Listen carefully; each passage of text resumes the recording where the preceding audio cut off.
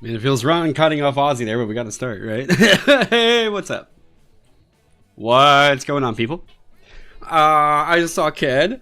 Hey, what's going on? Hey, what's going on, Salty Nick? Let me know about audio, because I did a recording thing, and my mixer is, like, different, so we'll see if this is all good, but hey, everybody.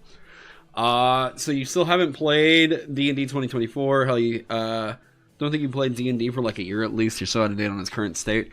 I'm kind of doing this because, well, number one, if I don't, some people have already started trying to like swipe and plagiarize my content and say it's like the D&D 2024 conversion. So like, it's fine. I don't know. I already knew with this whole thing, it was going to cause a headache. I actually have kind of like an interesting little like anecdote about it. I went and played with what I'm going to say is like a very, very casual table. Let me get this over on some like dungeon synth. Yeah. I went and played. It was actually with my new girlfriend Cash's table. And I will say like the levels of experience there were like pretty different. But I noticed like one thing in particular was whenever I was asking the DM for like what, you know, were they using D&D 2024 or were they using D&D 2014? He was just sort of a like, it's 2014, but like, I mean, if you build your characters in 2024, it's fine. And it was that like first confusion was already a little bit like, oh, okay, so like, I'm curious if that's indicative of like a lot of the other casual experiences there. But so one of the other things though was like whenever it came time for things like, hey, whenever we make an athletics check to like grapple, or is that an unarmed strike, or you know what I mean? And it seems like to the casual player, they're kind of like not aware that there's a difference, right? So like this whole backwards compatibility thing, I don't buy it really. Because like you're still trying to, we're still having confusion about like what rule sets are getting used there or whatever.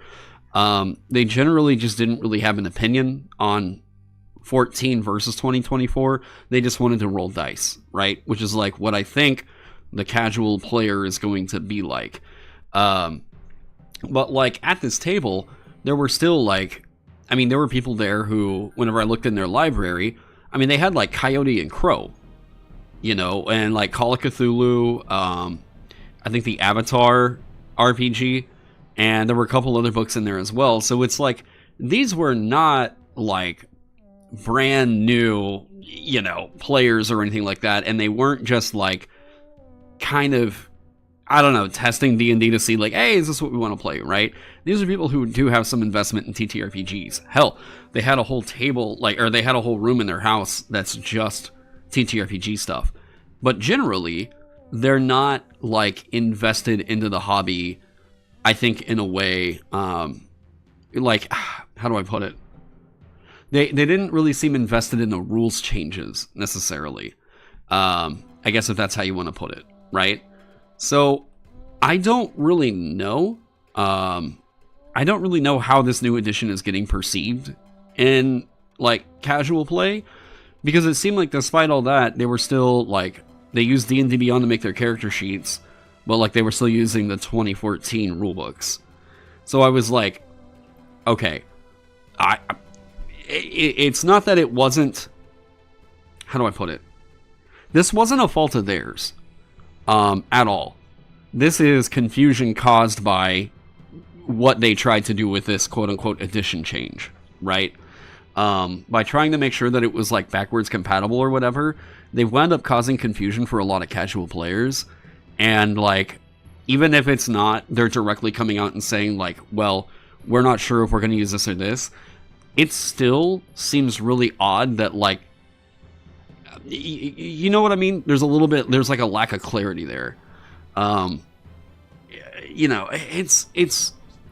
I think that the 2024 move, I think that we can't really use the money that it makes to determine its general success. I think right now the thing that I'm seeing, and like haven't really been online to talk about this whole summer because I needed a break. I think that I want to say right now the systems that it seems like people are most excited for are most likely Daggerheart and Shadowdark. At least that's just from like my removed perspective, kind of coming back into it right now and seeing sort of what else going on and wrapping up some projects and everything like that. It seems like people are going in the direction of either Daggerheart or Shadowdark right now. Me personally, if, you know, gun to my head, what are you going to make me choose? It's most likely always going to be Shadowdark. It's got the right pace for what I'm trying to do. The other part of that is like I can't really get a hold of Daggerheart to really do the full review yet. I'm sure like many of you all, I've had issues with trying to get it anywhere right now. None of the game stores in town are able to stock it. And yeah, so people have been asking me for that review. Where's it at? Yada, yada, yada.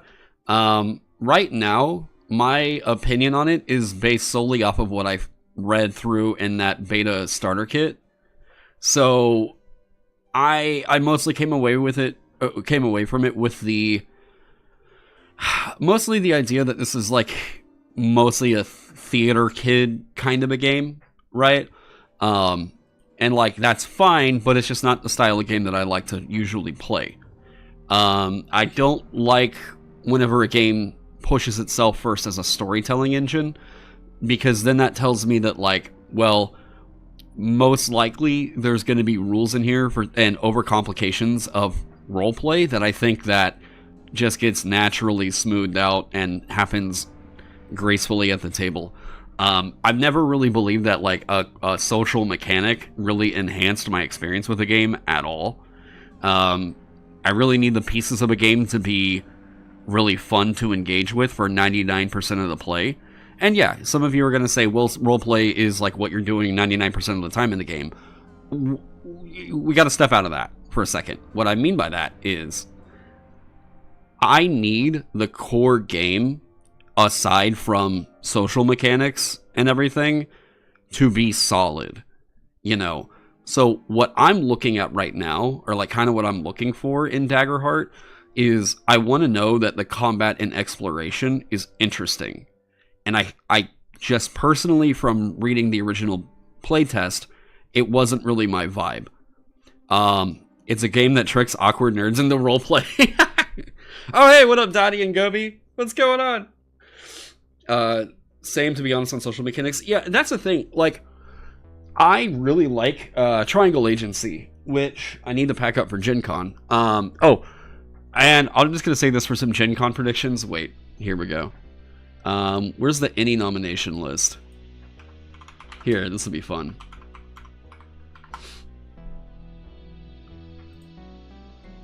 All right. Here, if I don't know it, we're going to skip over. This will be a good little starter here. You basically get the entire game in the SRD. Oh, yeah, but I hate reading on a screen. I want to have the book in hand. I want to be able to highlight it. Like, for me to do the review, I want to be able to highlight it and take notes in the book. I'm going to go through and basically destroy the book in a way in order for me to review it. Like, there's a lot of people who see me highlighting TTRPG books and they just fucking hate it.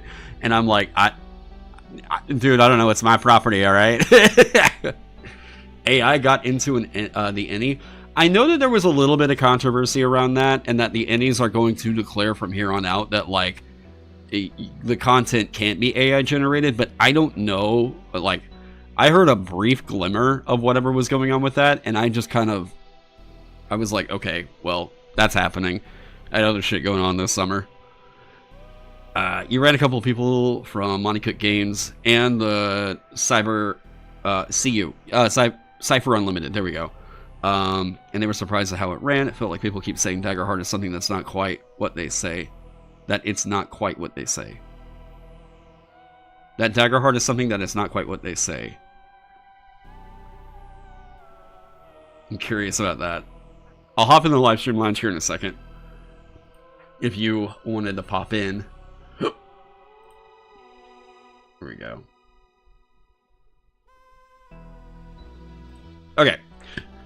Now, let's look at this real quick. Because here is the list of the ENnie nominations for this year's ENnie Awards at Gen Con.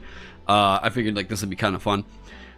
You're leaving for the gym in like 10 minutes. Damn. Well, get that workout, kid. Alright, so a couple things with this. So like the ENnie Awards are like the big prestigious award for the TTRPG industry. At least this is like the career maker thing for a lot of people.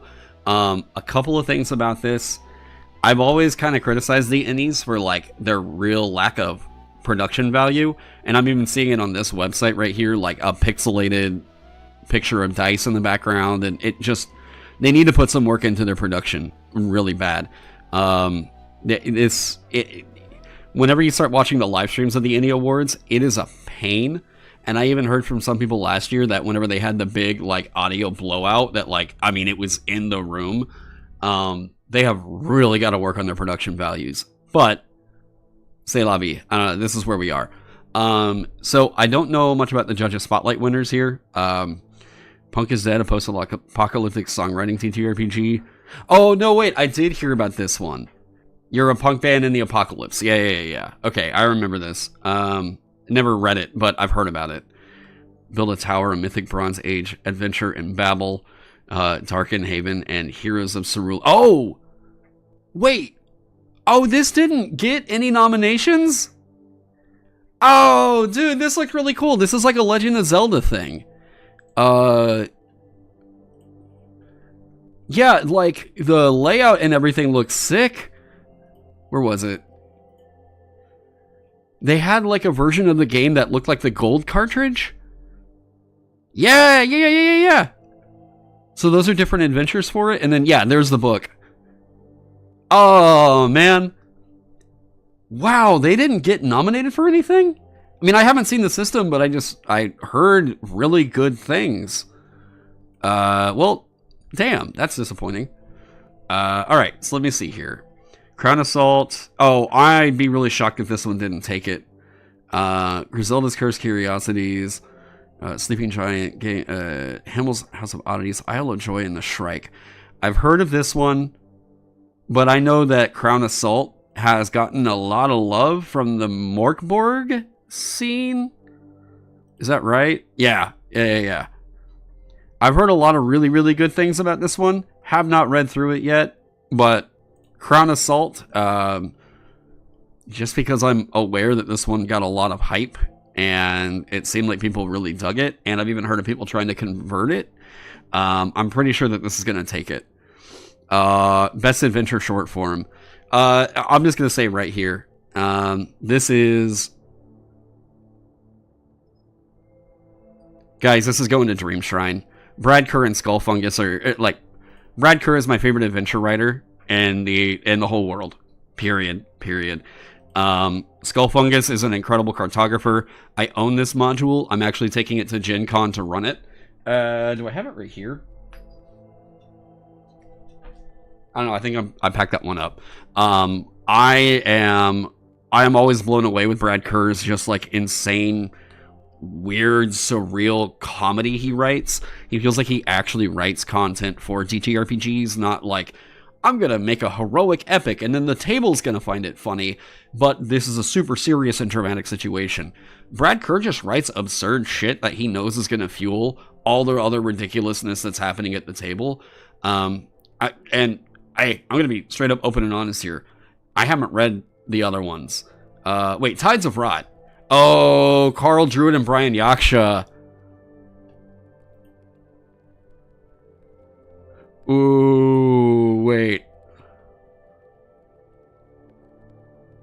Oh, and it's for Frontier Scum? Ooh. I'm I'm going to have to pick that one up. But Brian Yaksha is a really, really fantastic adventure writer as well. God, I still think that this is most likely going to Brad Kerr.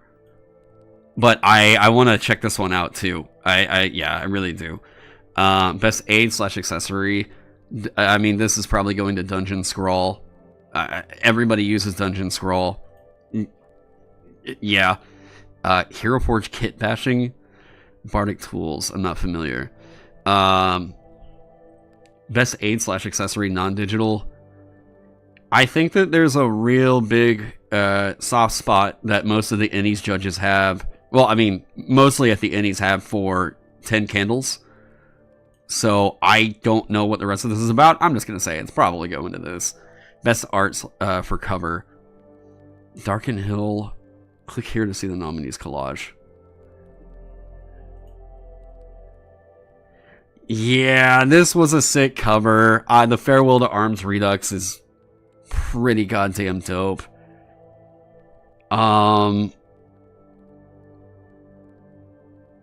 This one's super fitting of the themes of the game. It is cute and it stands out. However, I think the Art Nouveau occult stuff is the kind of thing that all the judges always fucking love. Wait, is that Mage Hand Press? MIR. MIR, Little Douche from Metastasis. I'm not familiar with it. That's probably going to Yazbuzz, but I mean, I personally love all the Johan Noor stuff, totally. Are any Brad Kerr's content OSR/Vagabond compatible? All of his stuff is. Absolutely all of it. He writes it system neutral or for OSE, and I have conversion guidelines in Vagabond for OSE stuff. It takes you pretty quick time, yeah. You remember really enjoying the Genesis system with the really interesting dice system made popular with the Star Wars TTRPG? I need to read Genesis. I have a lot of people that keep bringing it up to me. Best art interior. This is going to Painted Wastelands. Where I have this book. Is this it? No, that's not it.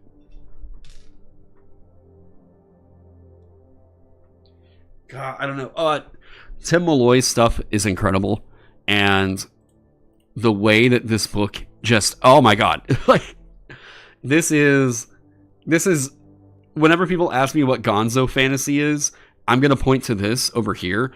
This is to me like the definitive old school, like the OSR/ system neutral guide to running Gonzo fantasy right here. I love the Painted Wastelands. Most likely I'm thinking that that's taking it. I don't remember seeing the art from Mythic Bastion Land yet. That is very fucking cool, though.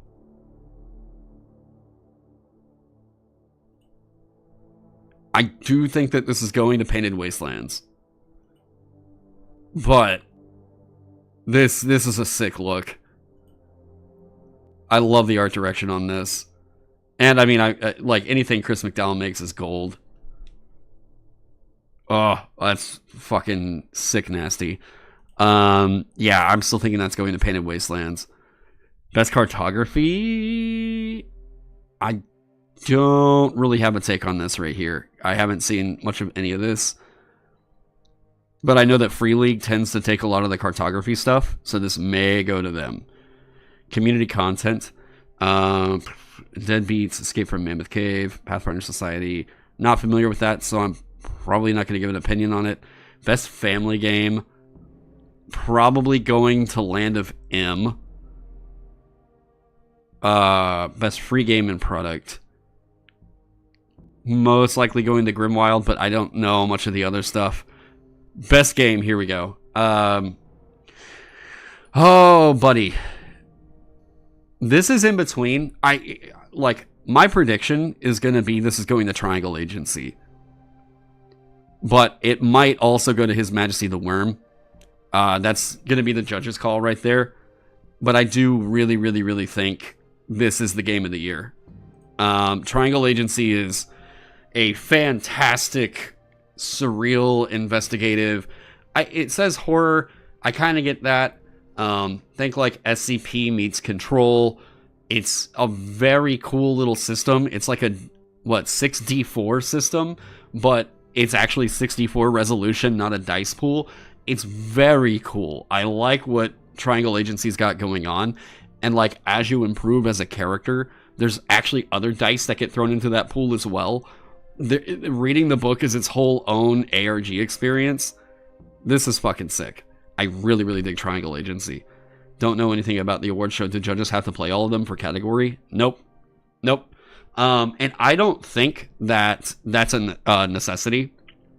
You don't have to be a master of a craft, or all you really have to do is be informed on a thing in order for you to speak intelligently about it. And it doesn't require you actively being like running a campaign in it or whatever to form an opinion on the game. There's a real cool book. If you're kind of confused by what I mean here, there's a real cool book called How to Read a Book that gets into the kind of philosophy of how we take in information, either passively or actively. And it gets into this in regards to, I think that this was a discussion about, what was it?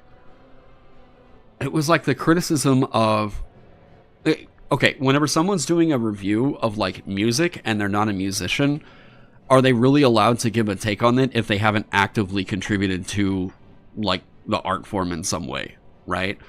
I think that you get all kinds of different perspectives on it from people who are or aren't musicians, right?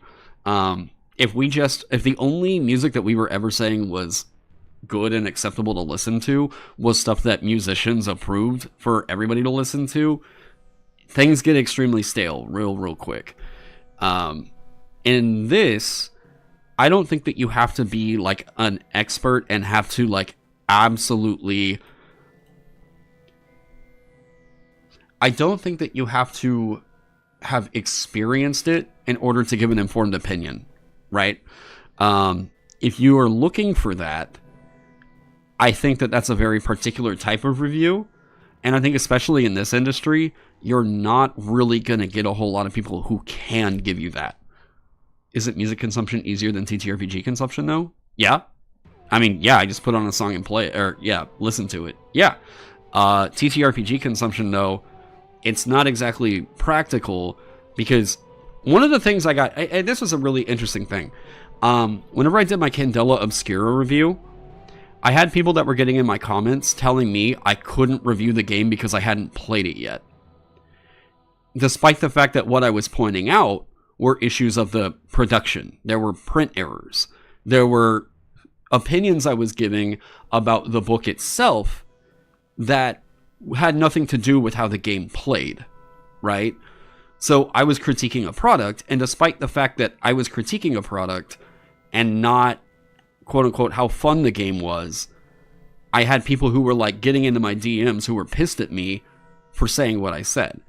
So there is a difference in the type of review from like, here, I understand it because I've read through the book, or, well, we ran a campaign, right? This is like, it's different than it is with something like a video game, because video games don't necessarily take the kind of effort it takes to kind of get that together, right? I can understand how a rule is going to function just at a read if I understand the rule, right? Now, I don't necessarily have to see it in play to understand how that works, right? Does that make sense? Like, if I'm looking at these components, I can create an opinion based off of what I have read and inferred, right? Not necessarily like, I've read this game and now I have to play it for me to form an opinion on the rule set. I think you can make inferences about it and still form a constructive, productive opinion about it just based off of what you read, rather than we have to play it. I hope that makes sense. So, with Best Game, I know that a lot of people are really, really, really interested in His Majesty the Worm. I see all kinds of names on here that I really hyper respect. Charles Ferguson Avery is like one of the system neutral like goats. Gus L, he was doing like what is it? is it Tombs on the Crystal Frontier? Raiders on the Crystal Frontier, something like that. Hodag did some work in Vagabond, but I love this. Amanda Lee Frank. It's Amanda Lee Frank. But I've heard a lot of love for this. A lot of love for this one. So it wouldn't surprise me if it went over here. You just figure the complexity and depth of all the rules makes that theoretical understanding harder. I mean, it does, and that's why, like, I mean, I don't know. I design systems. I do design for, like, TTRPG stuff, so at some point, it's like somebody's reputation kind of has to speak for their opinion, too, right? So, like, all of my videos, especially on TTRPG reviews, usually you're going to come with a caveat of, like, hey, you've got to understand, I may not have played the game. I might not. I might not have been able to get one together. I'm still doing a review based off of what I've inferred based off the rule set, right?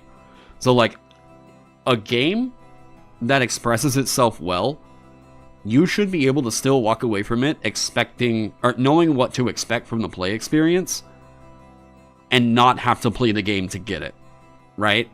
I still think that we can make opinions off of stuff that we haven't played just based off of how it presents itself and what the rules even are, you know?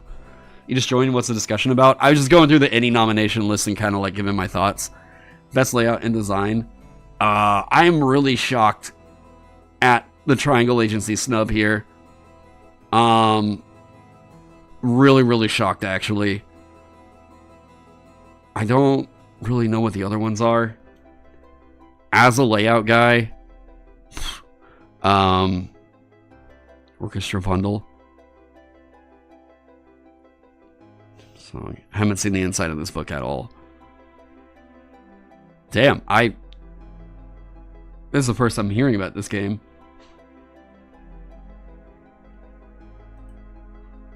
What's the, can we get a close up on that? What's this circle for? Can I not see? I mean, I can already tell the layout looks pretty fucking cool, but it's not letting me zoom in on it. Feathertail Falls. Okay. Just doing a brief kind of skim on that. I mean, they're all very simple layouts. I've seen what's going on with Mythic Bastion Land. We saw that earlier. Tephrotic Nightmares. Oh, man. It's Johan Noor.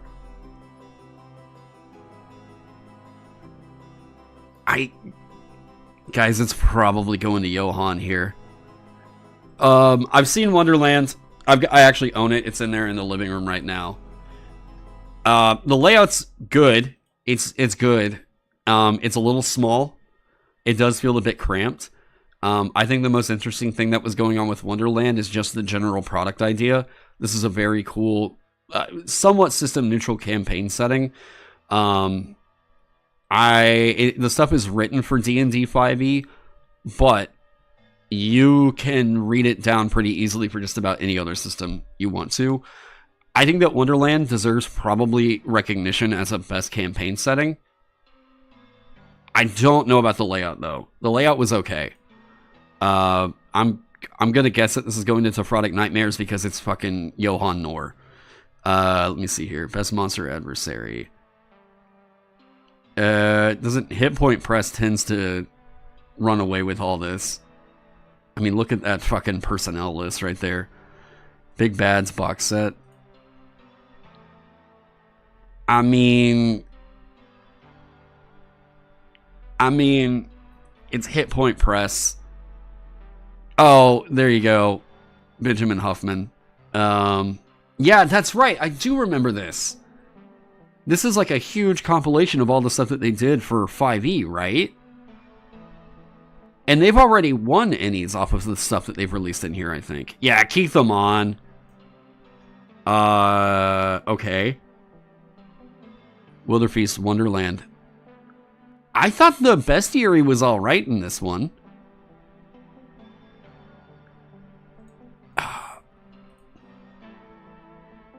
I love that cover. Oh, that cover's adorable.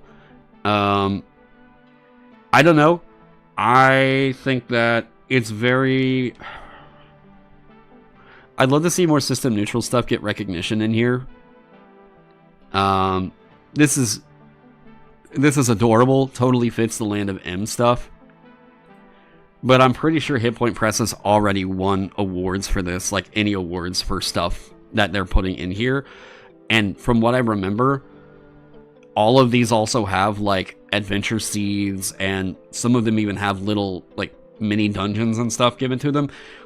This might take it right here. I'm just gonna hedge my bets on it being Hit Point Press on this one. Best online content.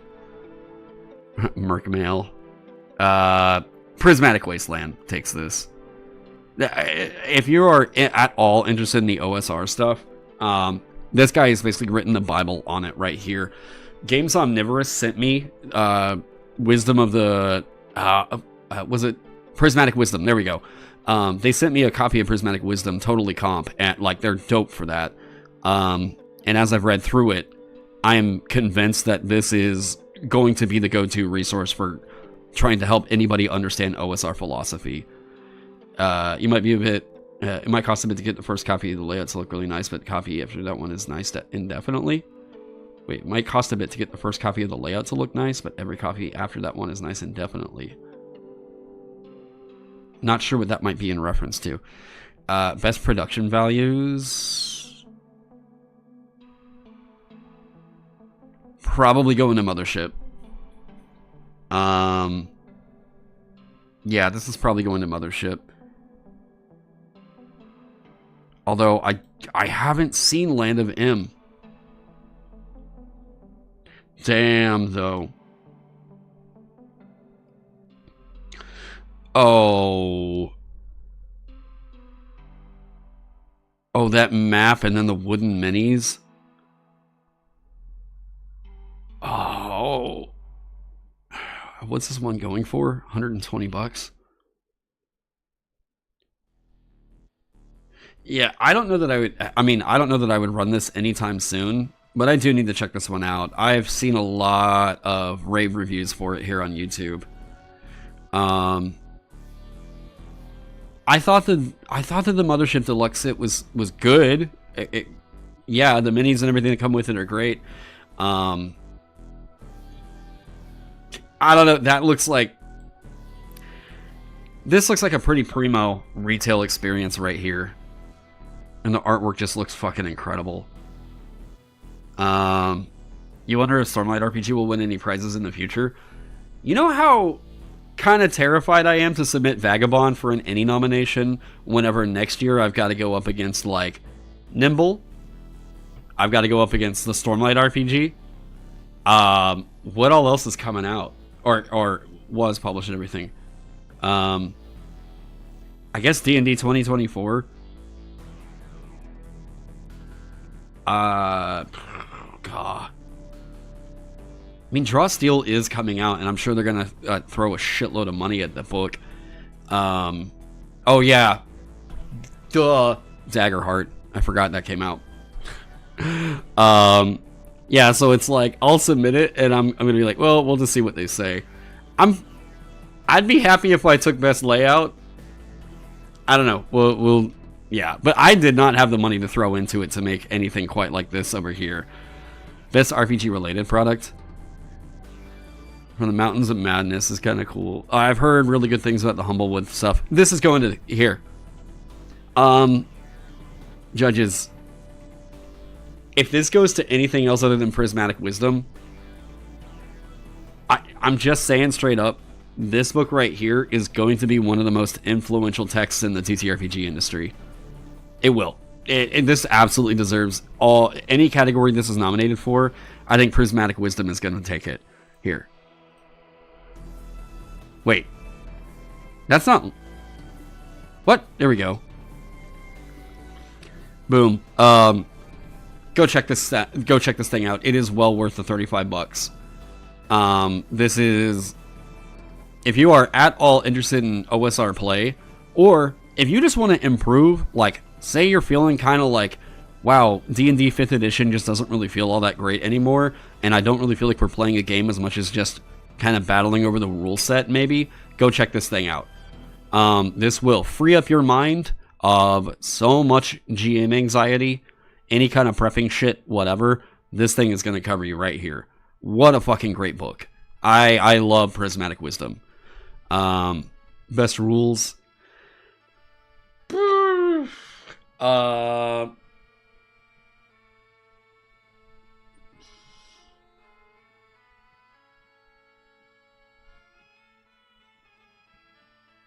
I'm going to say this. It's going to either Triangle Agency or His Majesty the Worm. One of these two is the gold winner and the other one's the silver.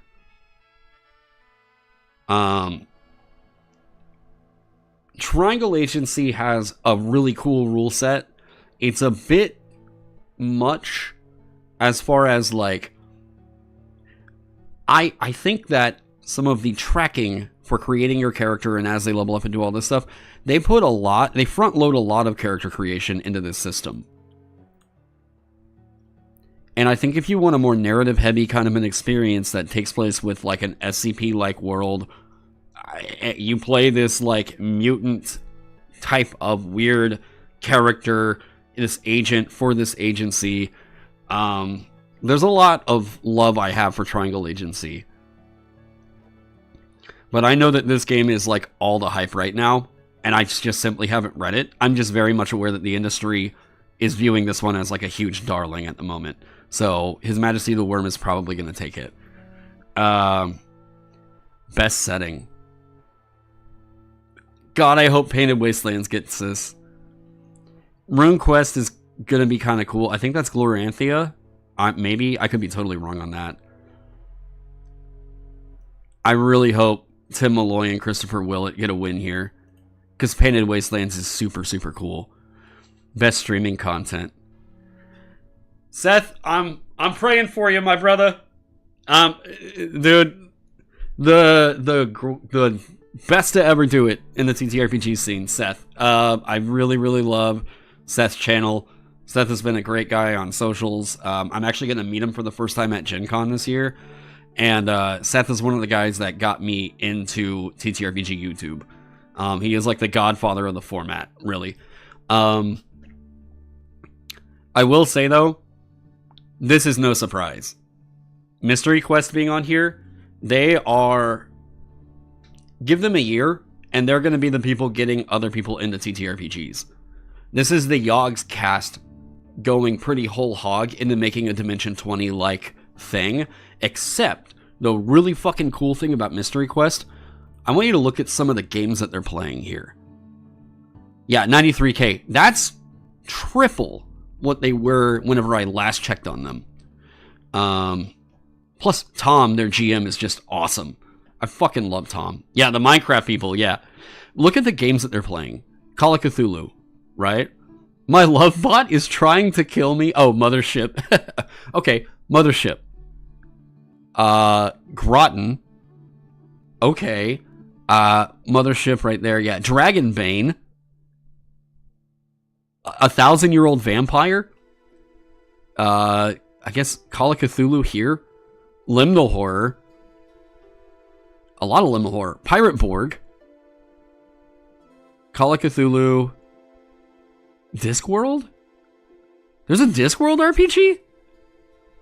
I mean, it shouldn't surprise me. 1,000-year-old vampire again. Mothership. They did Alien. Microscope? I'm not familiar with that one. Fiasco. Mouse Ritter. Escape from Dino Land. Cyborg. See what I mean? Yeah, they're Morkborg. Here, if you want... Oh, Brindlewood Bay. Yeah. If you want, like, let me recommend you an actual play to watch that I actually like the format and that feels pretty interesting and entertaining, go watch their rundown of Goblin Grinder. This is... If you want to see why I can't watch actual plays with an example of one that I feel is a fucking fantastic actual play that I can watch, it's Morkborg. It's Mystery Quest's run through of the Goblin Grinder. This was hilarious and awesome. They know what the game is about. This is dope as shit. I love what they were doing with Merkborg right here. Yeah, highly recommend that. I do think there is a chance that it goes to there's a chance that Mystery Quest takes this one away. But I say that with all the respect in the world for Seth. You know, Merkborg always seemed a little hardcore for me. Okay, so the thing is, it's because the lethality is a joke. There are shows like Metalocalypse here. All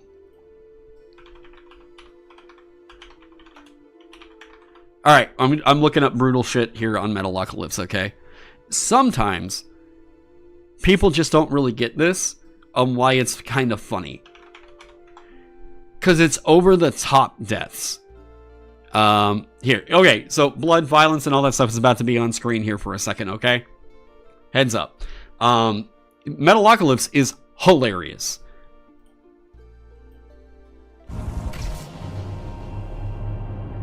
It's supposed to be insane. Yeah, like, they drop their stage on a bunch of or a bunch of people in the audience and fucking brutally massacre, right? It's supposed to be over-the-top, stupid hilarious. And... like, that's what the vibe is right there. So Merkborg is very much that, like, my character is just... I even played a game of Merkborg where I heard players at the table that were like, alright, well, you know what? It's Merkborg, it's supposed to be metal as fuck, so I'm going to take this knife and gouge out my eye to place it into this puzzle piece right here. And, like, you know, it's goofy shit like that. The kind of stuff that you don't get out of role-playing a game like D&D, because your character feels a little bit more precious and, like, all this other stuff. Merkborg is just like, dude, that's hilarious. You might die, but you get to make another character and, like, loot that dead corpse's body. Like, that's what it's about, you know? It's a comedy game before it's this, like, highly lethal, deadly... No, it's supposed to be hilarious. And if you don't believe me there, go check out my interview with Johan Nohr, where he says the exact same fucking thing. Alright, best supplement. Oh.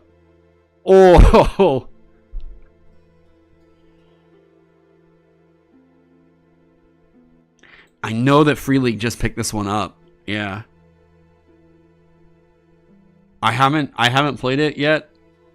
I have just heard very good things about it, and it was good enough that Free League actually, like, bought the rights to publish it. I don't know enough about this to give it a take, but I'm a Free League fan. Best writing. Oh, man.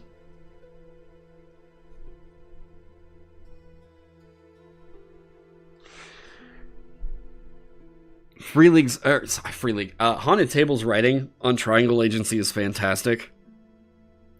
That rulebook does not read like anything else I've ever read, other than maybe like House of Leaves by Mark Danielewski.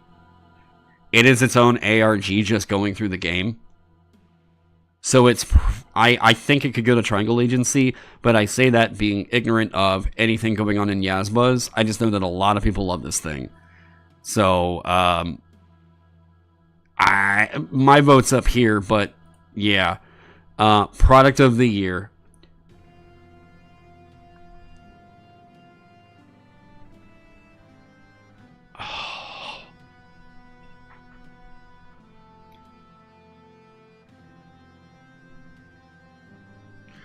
Man. And it's their deluxe edition. As an owner of this, it is very, very cool. This is a pretty fucking primo game rule box right here. Hey, I've even got the coffee mug.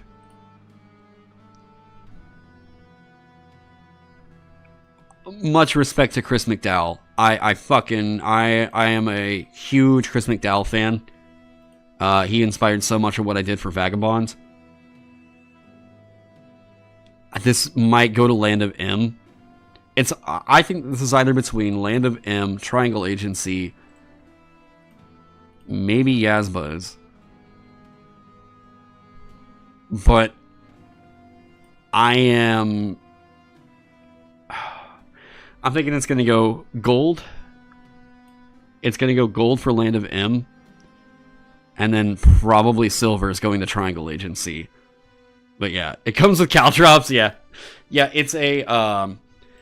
So the way that this works, it's a 6d4 resolution mechanic where the number of 3s that you roll determines your outcome of success or failure. So if I roll like 1 3, it's a success. It turns out that's not as often as you would think, because that sounds like that's fucking cake. I'm shocked at kind of how frequently I did fail. However, if you roll 3 3s, that's a crit. It's like seen as like, what do they call it? Triscendence. This game is full of all kinds of goofy ass, cool, like sort of meta commentary on the TTRPG industry. Even the name itself, Triangle Agency. If you're playing, you're looking to roll 3s on a d4 to take agency, like complete agency of what happens in the situation. Like, there's all kinds of funny little shit like that. I really dig this game. I'd be happy to play it anytime. This is the one to beat, though. That's my, like, threshold for, like, this should be a Product of the Year winner right here. And anything else has got to beat that for me to think that it's gonna take home, you know, the whole thing. I apparently need to also pick this one up. Origins Award finalist. So they didn't win the Origin Award? For each time you did not roll a 3, the GM gets a resource to screw with you. Yeah, if you like Daggerheart's little exchange right there with Hope and Fear and all that, then this game should be super your jam. If you like running that type of like exchange with a TTRPG and Daggerheart just really, really spoke to you, this game should 100% be right up your alley. I really, really like a lot of what Triangle Agency is trying to be. God, yeah, that's the big one. I really think it's going to Triangle Agency there. Well, no, sorry. I think that the gold is going to Land of M, but I think at least silver is going to Triangle Agency. Hey, what up, Josiah? What up, dude? Yeah, wait, Josiah, what do you think it's going to be? Land of M or Triangle Agency? Because, like, I think everything else, like, man, Mythic Bastion Land is dope. This is dope. It's a culmination and, like, almost quote-unquote sequel to, like, Into the Odd. But it takes place in a, like, Arthurian kind of a fantasy setting. I want to play it so bad. Land of M goes insane. You do think Emma's going to take the gold? I would really be surprised if it doesn't, and I think it probably deserves to. Yeah, like, I've heard some absolute fucking rave reviews for it and everything. But yeah, I really thought Triangle Agency was dope as shit. But, see, last year, it was like no contest. If you saw Shadowdark in there, Kelsey was taking it. Like, 100%. This year, though, it seems kind of tight. I don't know. We'll see. What's the Alchemist class in the title referring to? You don't see any new UA? Because it's not. It's one that I made. Which... let's talk about it. Haha. Alright. So. What is this thing? And I know I've had people asking me all the time, like, Taron, does this mean that you're going to go play, like, does this mean that you're going back to making content for D&D 2024? Or yada, yada, yada. I don't have any plans to really run D&D 2024, but a lot of people are asking me to, like, port my content over. There was an instance of this where, that I found this out while I was like, hey, I'm stepping away from, like, internet shit for a little second, you know. There was an instance this summer. The thing that made me decide it was time for me to come back and do some of this shit where I found that somebody was taking my content and already doing conversions of it without any credit. And they also did the same to Ross Leiser and Benjamin Huffman. So, I have fans that have told me that this is a thing that they would want, and I want to go ahead and do it for them, rather than find out online that someone's plagiarizing my shit. If there's enough demand that someone's going to try and do that, then whatever. I'm going to just fucking knock it out so that no one thinks that, like, was it that script shit? Yep. That's it. Right there. Yeah. And by the way, like, you know, I get it. Hey, I get it.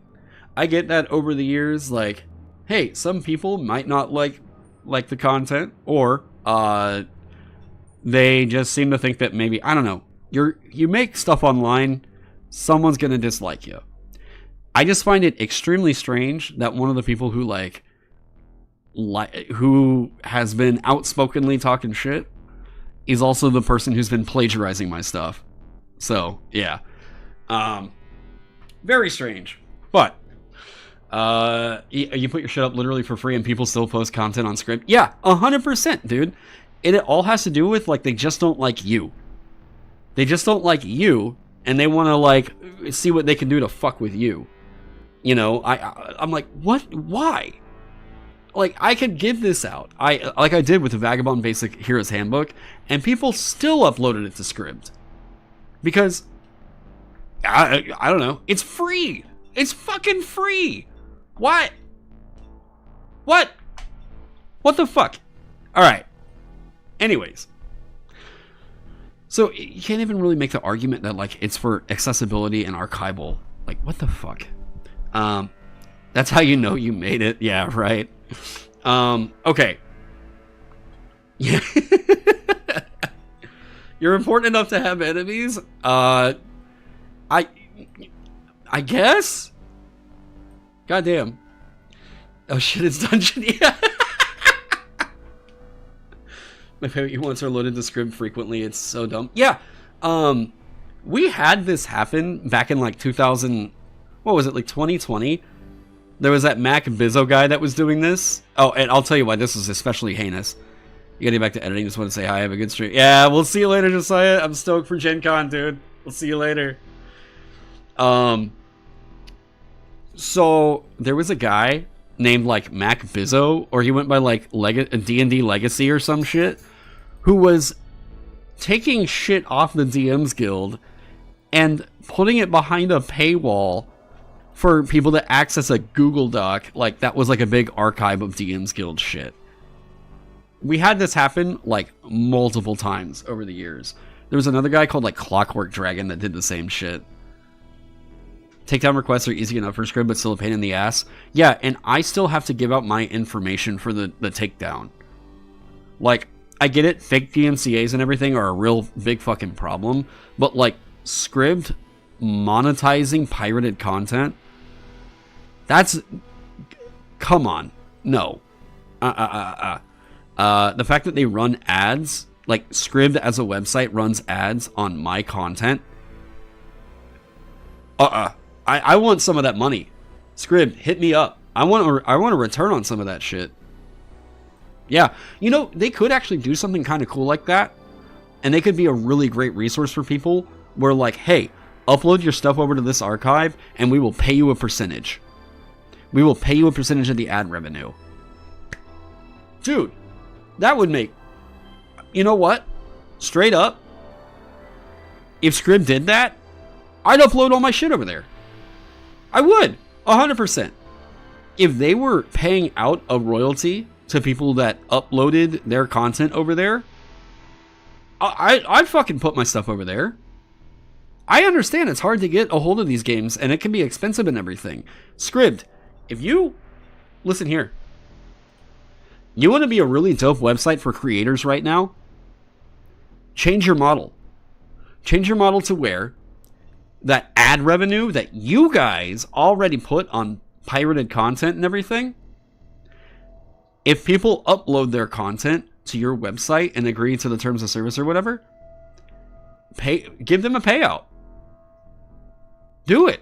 You'll get a lot more content and you won't have to deal with all the fucking legal headaches, or at least not as many. I promise. That'd be fucking sick. Do it. And then, guess what? Then I wouldn't think that you all need to have a fucking lawyer knocking on your door. But, yeah. Do it. Scribd, you could be a fucking hero. Work out a model similar to what, like, YouTube does, where they pay out the royalty rate to their creators and everything. You could do something like that and be, like, one of the best platforms on the internet. That would be so sick. I'd 100% get behind that. Because you know what? If people wanted to pull up my PDF for the time that they spend reading it, and they get ad rolls or whatever the fuck, if they pay for like Scribd Premium or some other shit, cool.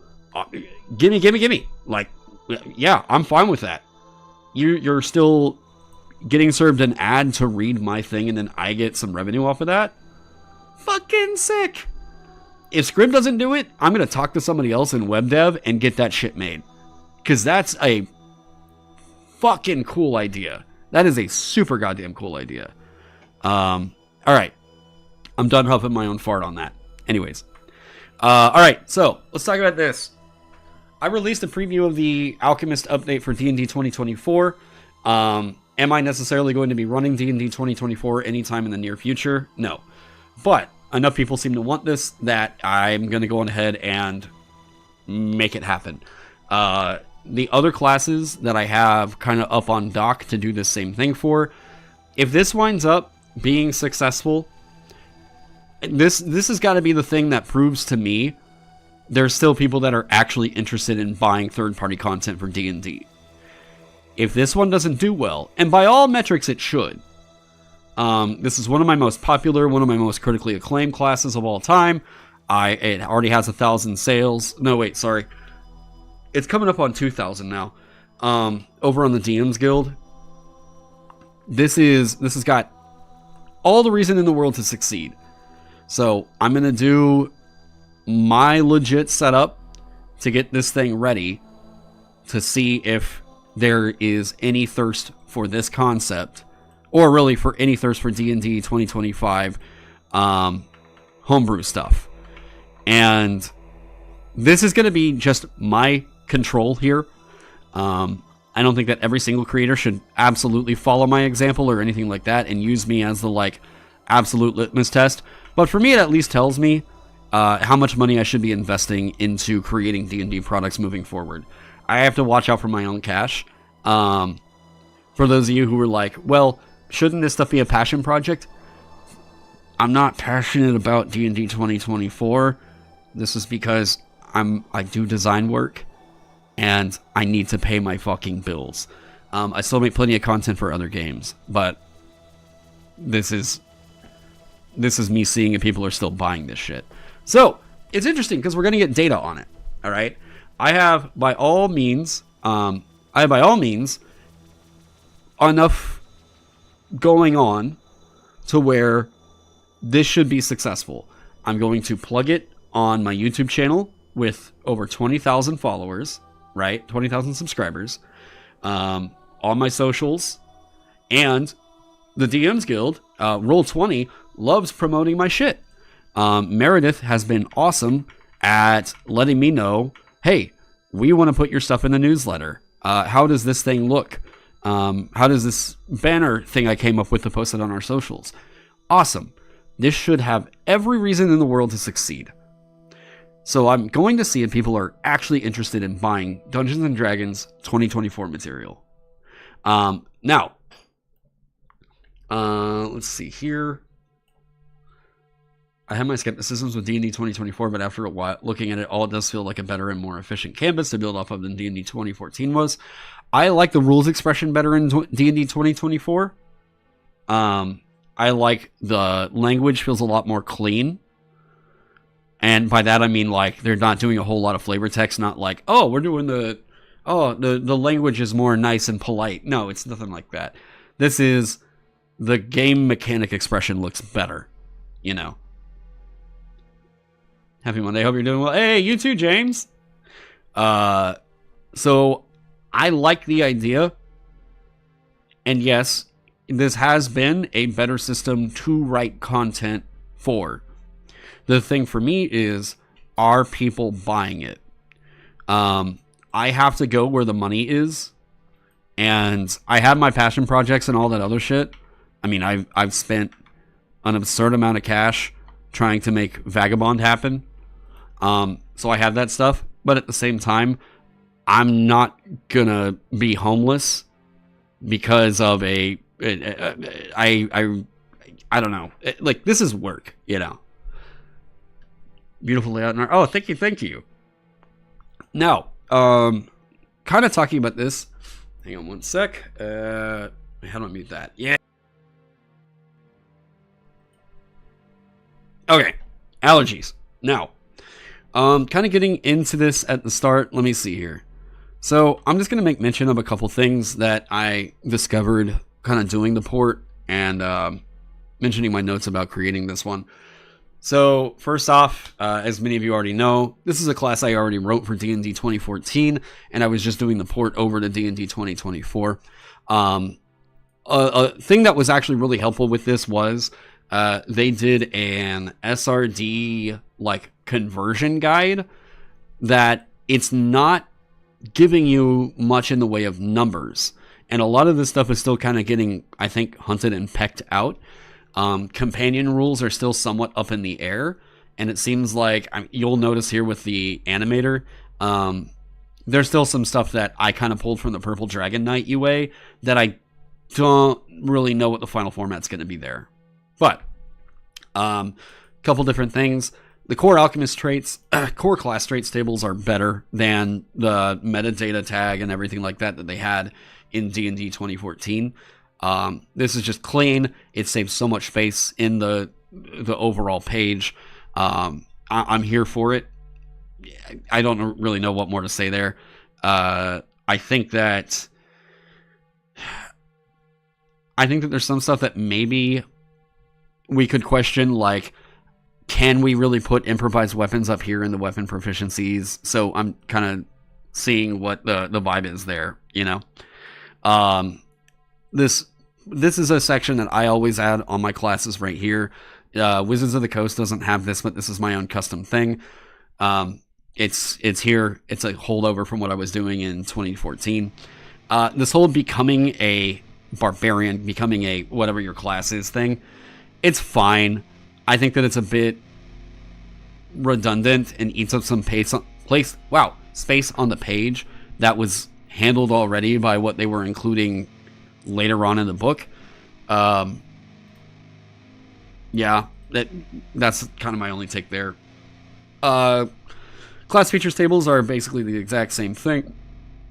Why do I got the hiccups now? I haven't had the hiccups for like weeks, and then I get on stream and sure as shit I get hiccups and allergy flare. What the? Yeah. You don't think you've seen improvised weapon proficiency put there like that, but it does make sense for efficiency. Yeah, I think like I haven't seen it, but this was a thing that I never saw Wizards of the Coast do. So the only person that I saw do something like this was Benjamin Huffman for his Pugilist. And yeah. So Alchemist Class features. This is way more cleaned up right here. I'm allergic to interacting with people. Yeah. So formula, all this stuff is a way more cleaned up wording. I decided to pull this list out of feature text and actually put it out here into a table. I just think it looks better that way. There really weren't any massive changes here, except for the fact of they have cleaned up the wording for crafting as a downtime activity. And for all intents and purposes, I like what they did. I think that what they did for crafting as a downtime activity, presenting it all as one complete piece of information to where it's not fucking confusing. We're not hearing a bunch of different rulings on it from either the Player's Handbook, the Dungeon Master's Guide, or Xanthar's Guide to Everything. This is great. I love that they did that. This Alchemist is now ported to work with those crafting rules rather than try to make all the D&D 2014 crafting rules make sense and have to reproduce them all piecemealed together in the package here. Item attacks. Oh, yeah, sorry. This is just a subtext thing here. I combined... What was it? It was originally called Potency. I combined that from their original alchemy feature. Or no, wait, sorry. I split it right here to where you're actually able to use these well and effectively, rather than all these alchemical items always feeling like they're sort of a, why would you ever use that in this game whenever this is an option, kind of a thing. And what I mean by that is, like, typically whenever you're like, okay, well, this barbarian is going to be swinging with a great sword. Okay, well, that's what they expect you to do 99% of the time. So they're kind of thinking, why, if this barbarian's always going to be using a great sword and everything, these items and stuff over here, we're going to include it because people want it. But nobody builds this way. Nobody does that. So they always felt like an afterthought. And only the people that were like really into making some niche builds happen were the ones who were really paying attention to them. In this case, I wanted to make sure that items made sense for how they worked, and I included some other text in here because I still disagree with the way that they wrote it in D&D 2024. Okay.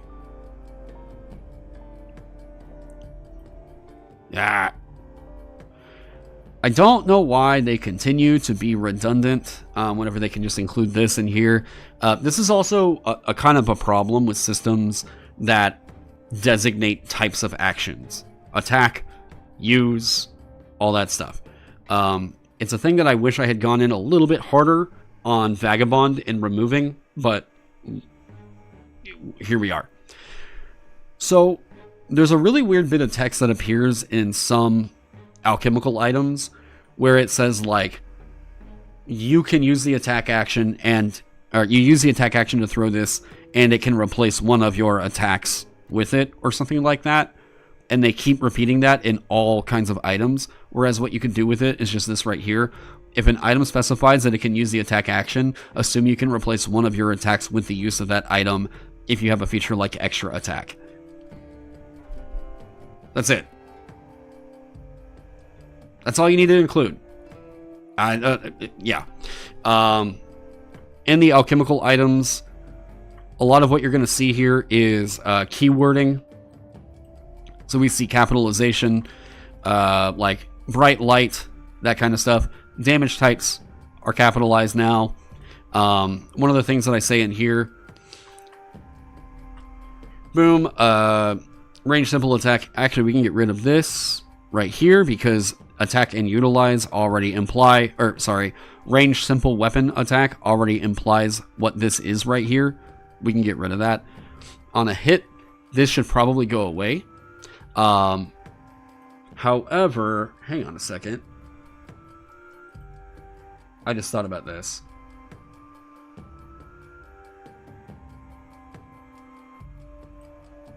What does the SRD say?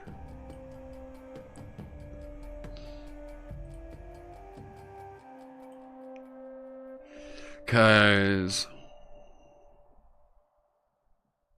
rules, glossary, magic items, monsters. Where's equipment? Mastery properties. I think it's in adventuring gear. 94.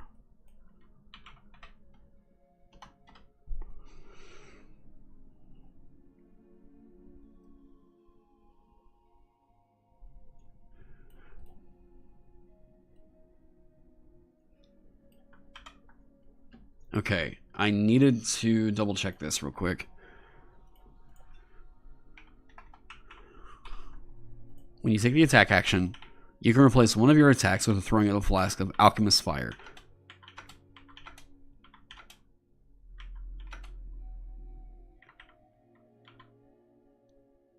Okay. When you take the attack action... Oh, that's right.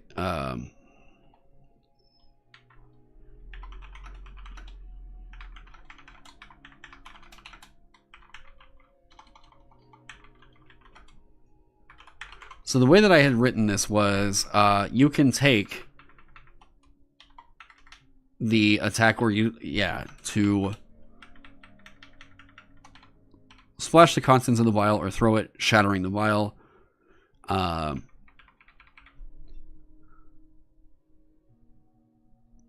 Right. When you take the attack action, you're throwing of a flask of Alchemist Fire. Yes.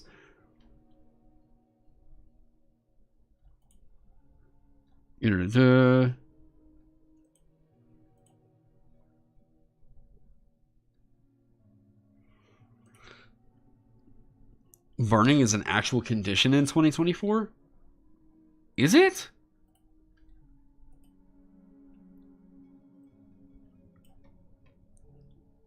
Because is it just the, like, if they're... I don't remember it being a condition whenever I was doing the read-through. I remember there being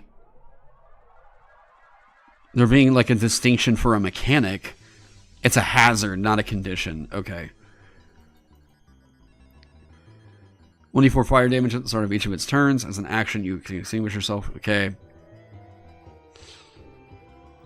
Right. Okay.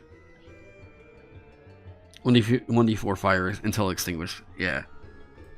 Okay. Now...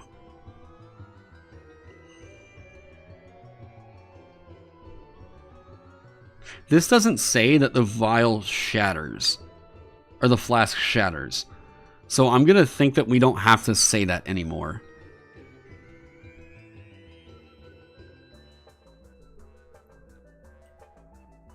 Like, let's use some common sense here. You're throwing a glass thing of... like a glass flask of Alchemist Fire.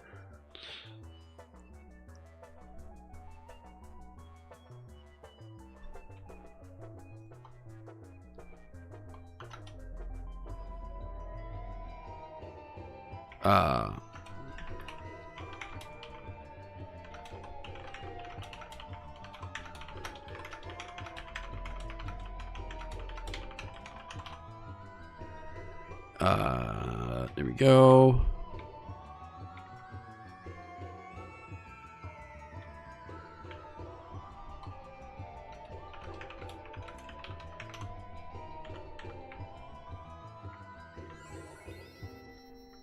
So I don't see an on a hit, which is strange.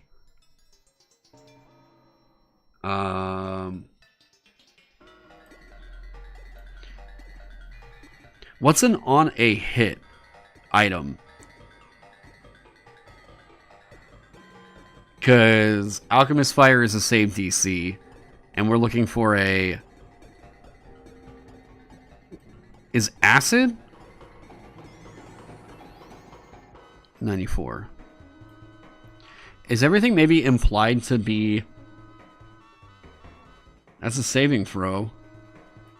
I do like the fact that it scales now.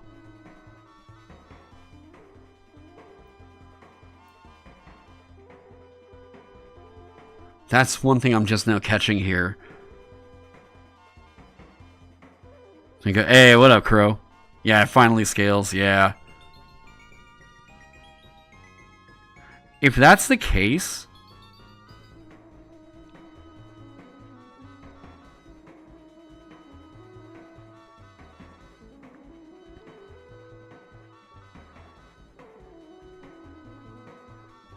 because it was scaling with intelligence in the original Alchemist, and I could just straight up swap it to being like DC 8 plus your intelligence modifier if it's higher. You think Holy Water and Alchemist Fire do? It's a DC. Uh-oh.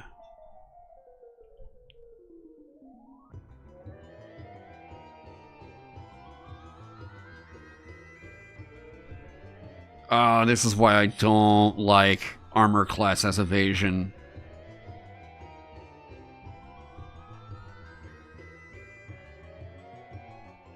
I'm fine with this in theory. Dexterity saving throw. Oh, this could suck.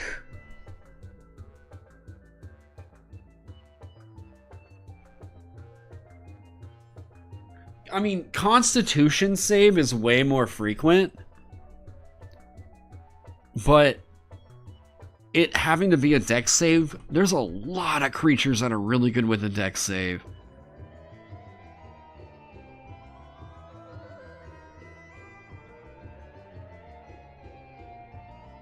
So they completely got rid of attacks with items in the description.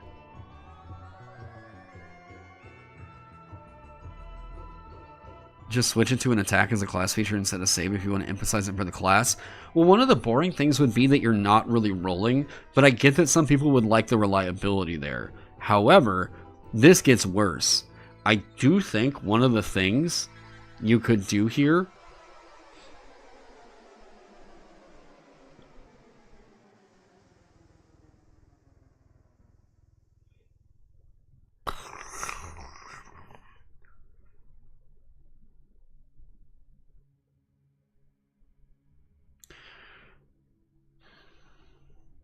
what if it's just add your intelligence modifier to the DC of alchemical items? That's a really simple feature. But that's too...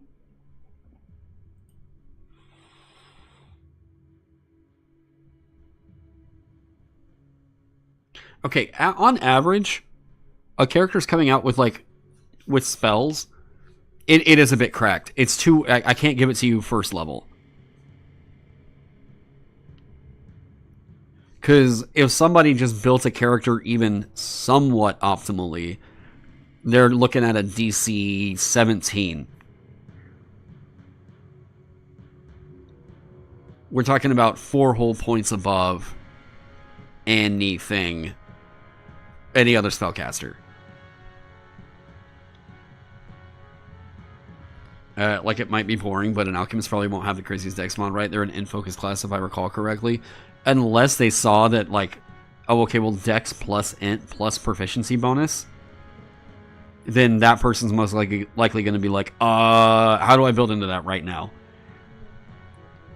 Because if they're getting a +3 and a +2, they're already doing really, really damn good. Dexterity is almost never below a +1 or even a +2 on most non-strength characters already. Yeah, like... I think you could do something like that.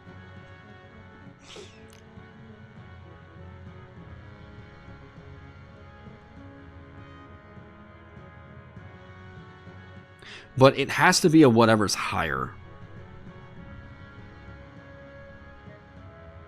Yeah, but wouldn't that average be only like a +2 modification? That's like having the archery weapon mastery. What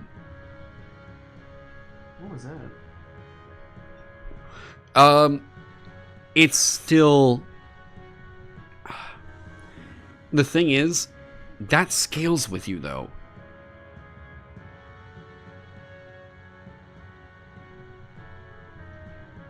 Like, it scales with you in a way that archery doesn't. Archery is a flat +2.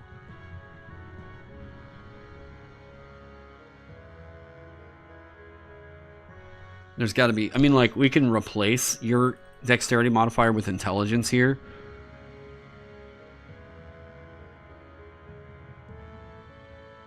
I don't think that we can add it as a flat bonus.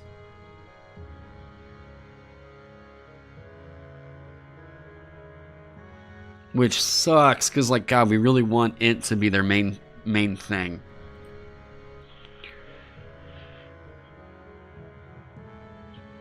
Yeah, there isn't another precedent, I don't believe.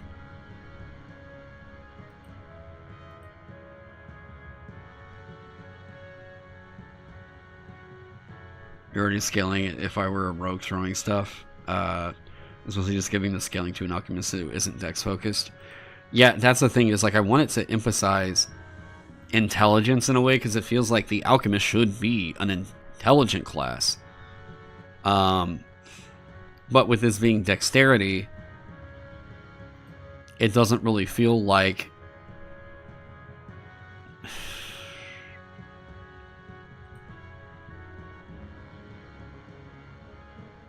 What's the trick here?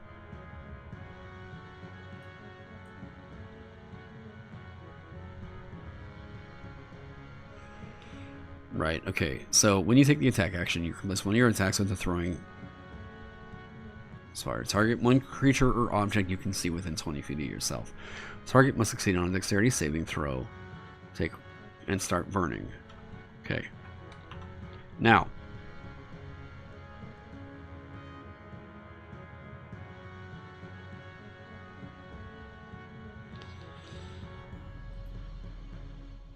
you could do the target has a penalty to the save equal to your intelligence modifier.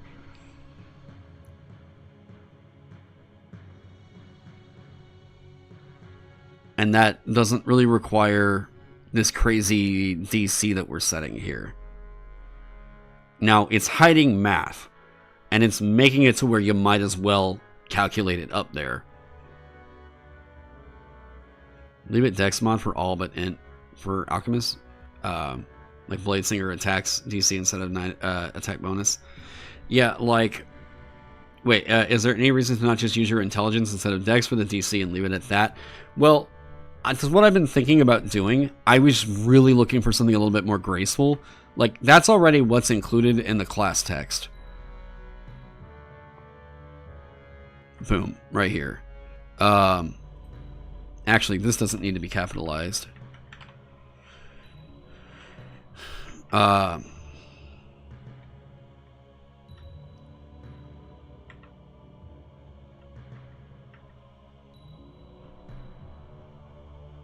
You can use your intelligence instead of...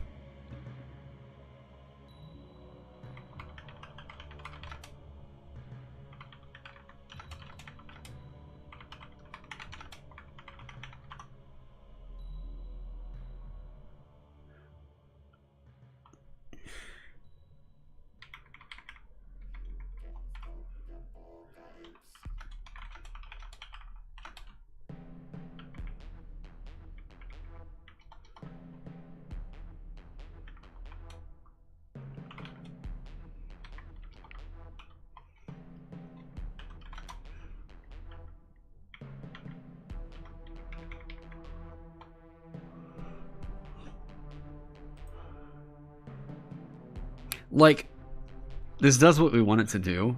Oh shit, wait. How are they calculating this? What's the text for this?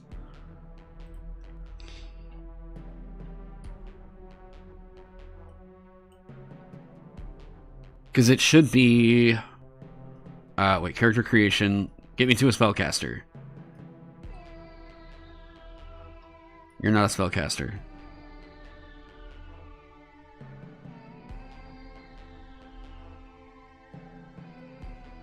Wait. Where...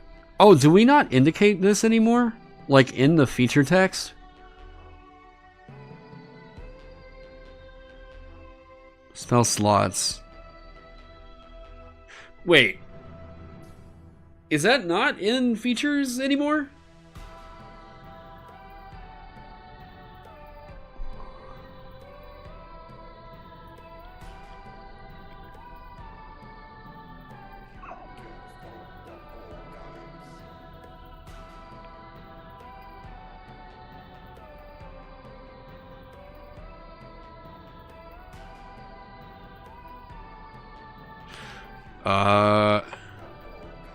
Hey, what up, Phoenix? How are we doing? What's the question? They seem to have removed DC calculations from any features. So...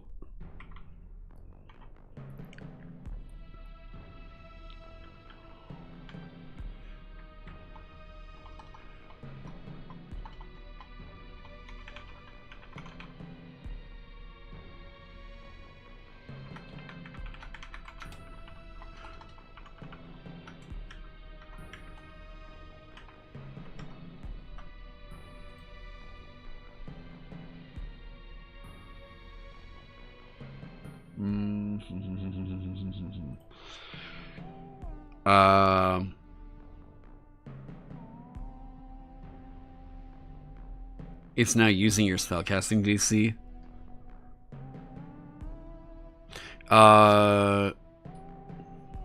Hang on a sec.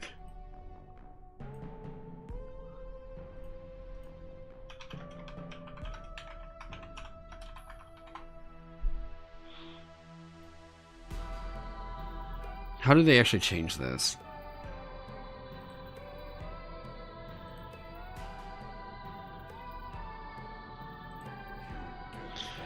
Is there a general rule up higher since the class just says blank as your spellcasting ability? I believe that's probably going to be in the magic section. Oh wait, that's Tosh's.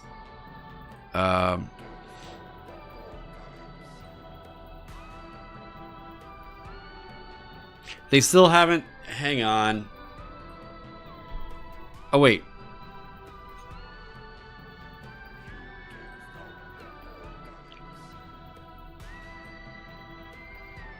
Pact of the Blade? Okay.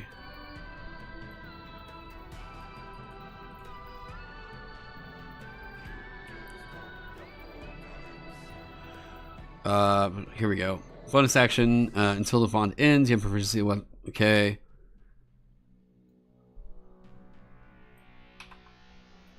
There we go.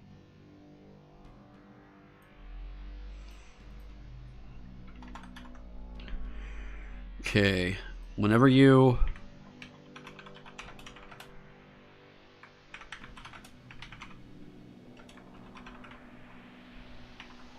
Oh, shit.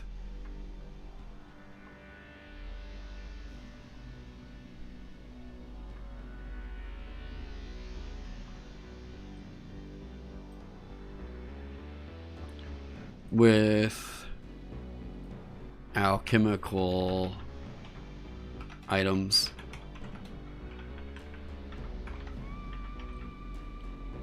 you can use your intelligence modifier for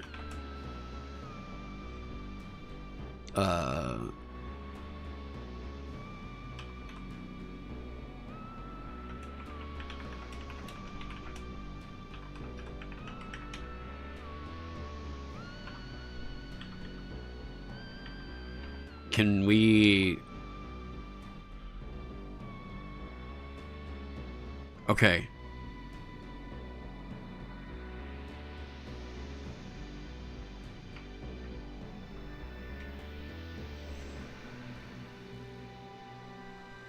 You can't find it directly, but apparently in the rules it's written as, "Hey, what up, AJ? Good to see you too, dude."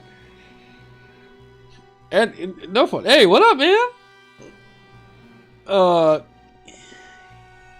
You feel like 5e is the Skyrim of TTRPGs is propped up by the fans with mods, and for every use the company releases it for more money. I mean, yeah, but like, if they'll help me make more money as well, then like, let me make more money for the other shit I actually want to play. You know?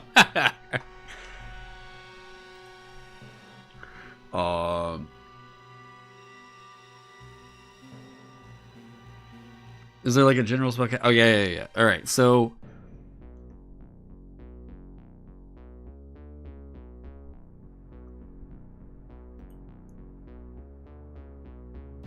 Since we don't see any alchemical items that use an attack roll anymore, this is going to be a thing before I can release this.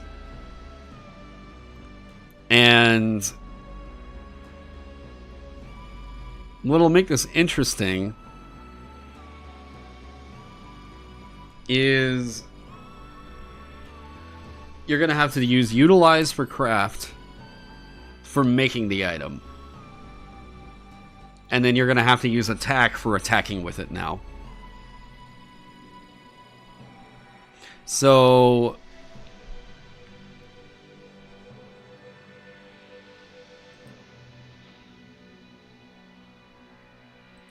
they were originally getting bonus action utilized to craft.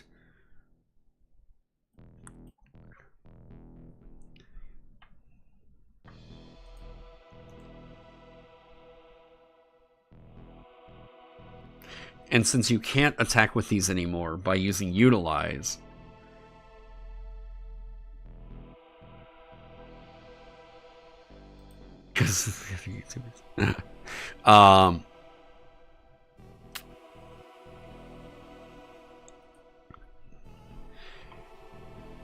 And the range you can throw them is doubled. Wait.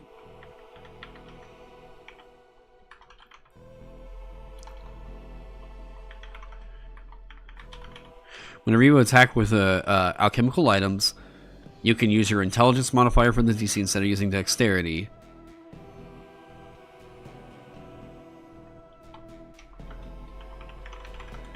Further, the range you can throw them is doubled. And being within 5 feet of the target does not impose disadvantage on the D20 test. Because everything is now... There's no more attack rolls anymore.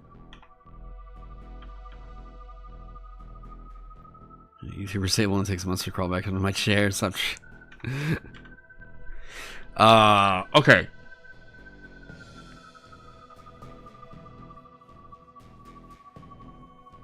What time is it? Okay, I need to stand up for a second and take a break. I will be right back in about 5 minutes.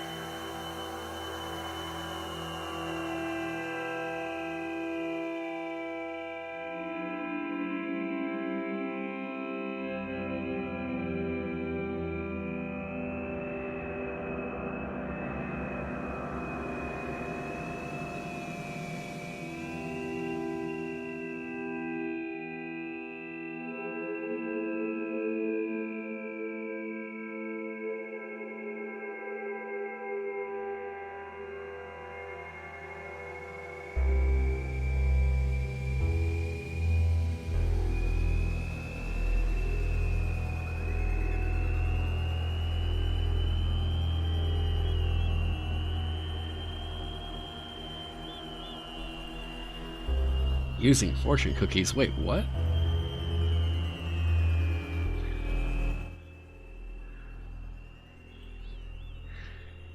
Alright, we need... the whole thing's going to be demonetized anyways for playing the intro earlier.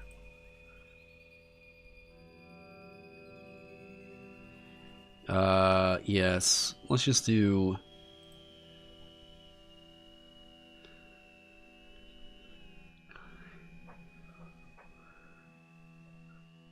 Yeah.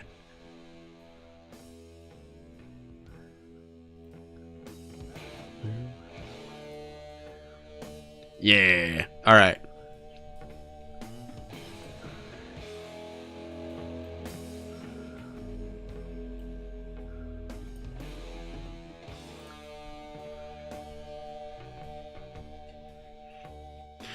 Yeah, I've been listening to nothing but Ozzy and Black Sabbath basically the whole, like, last week.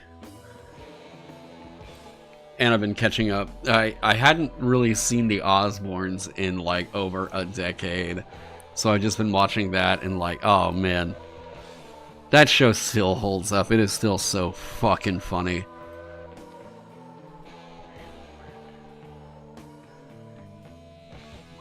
Oh. Okay.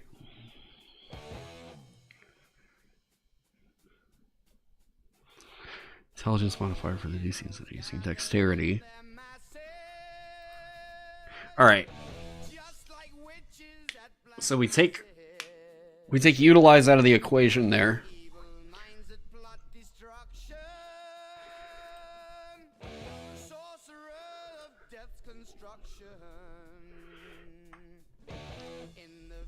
Now, we've got to make sure that the text is unified.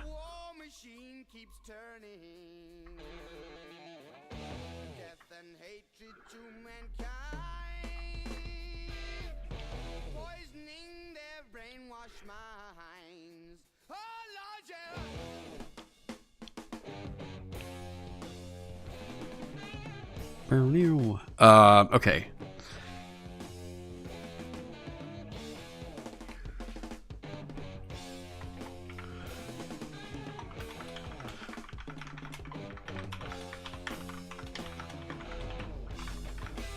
Oh, what? You haven't done this in months. Oh, Adobe.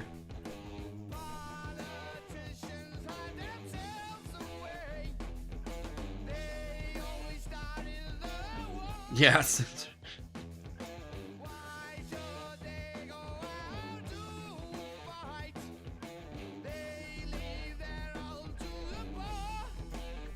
You're getting to work on Atomic Fantasy, you're coming for me. my empire of 500 sales of Vagabond.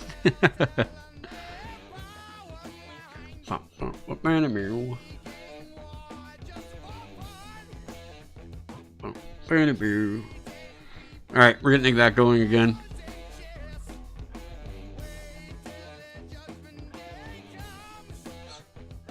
Yeah. Well. No. Well.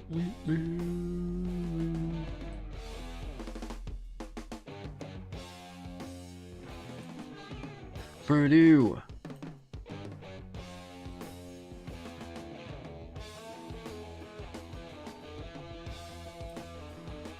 Come on.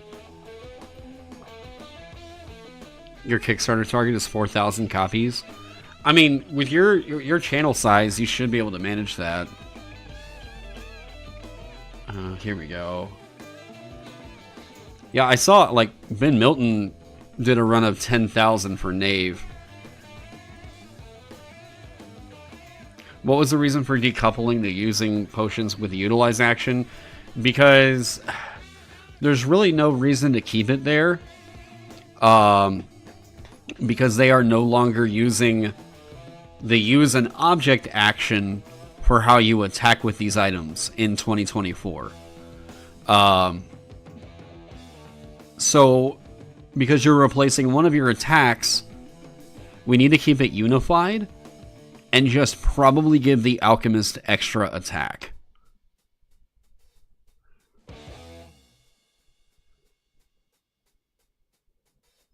Because they're using this now. It's not as clunky anymore, and I do like it.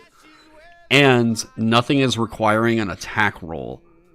All the alchemical items are using a save DC now. One of your attacks with a throwing, or with throwing a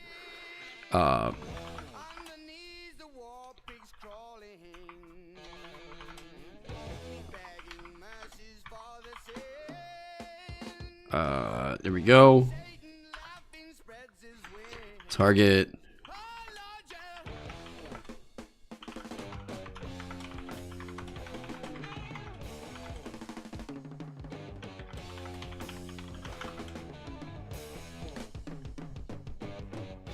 I said it was a reason. You like that one of the reasons you dig Shadowdark so much?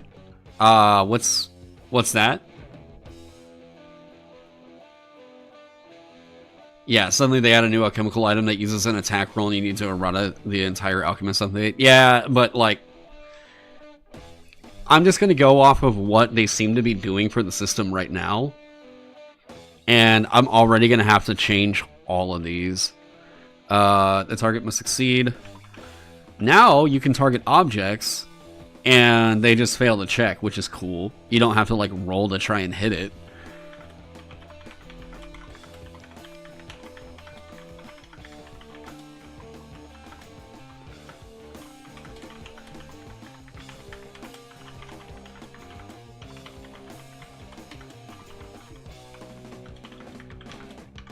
Okay.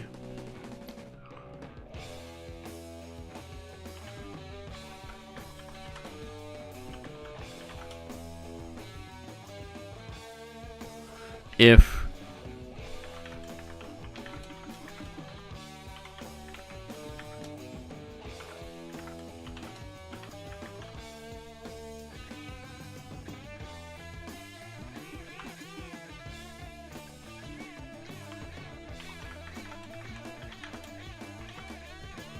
a creature wearing or carrying the object.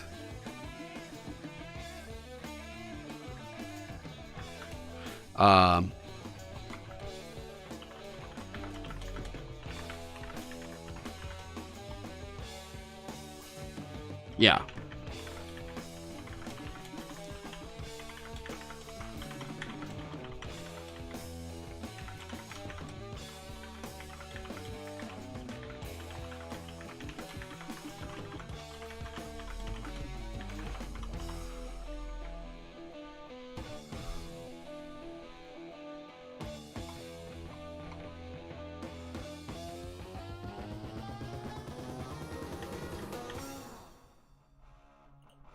Right?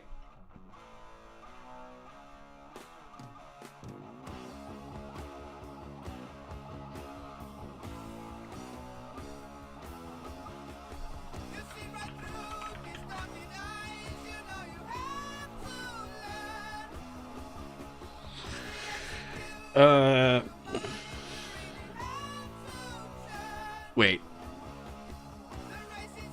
If, thank you for that catch. A construct.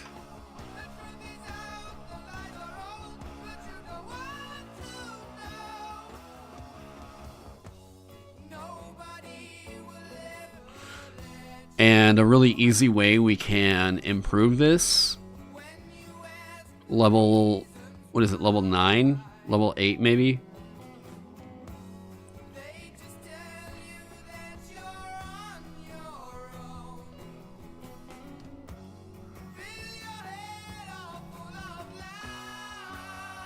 Ability score improvement. We need to figure out where they get to add their intelligence modifier to the damage, the first damage instance. Extra A before throwing.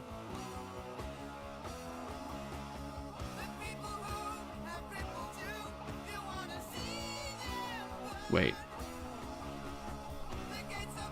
Oh. Oh, yeah.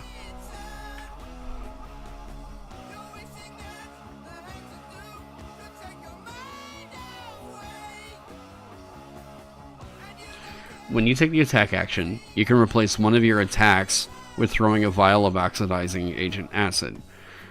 Target one creature or object you can see within 20 feet of yourself. The target must succeed on a dexterity saving throw, or take 2d10 acid damage if the target is a construct made of metal. If the target is an object or creature wearing or carrying the object, choose one of the objects to target from either its armor... Yeah.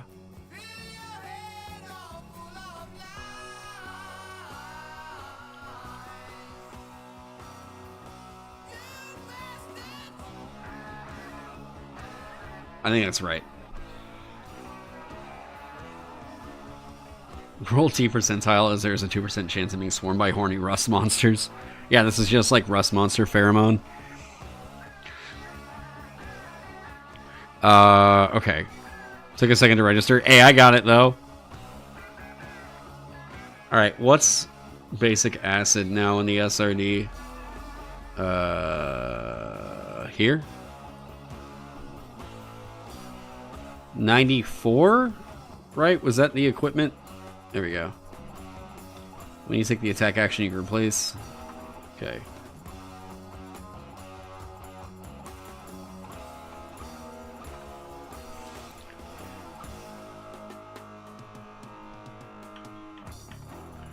One of your attacks.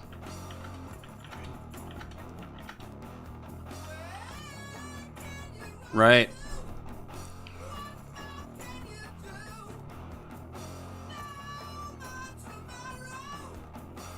Okay. Oh god, we're gonna have to copy and paste this for everything.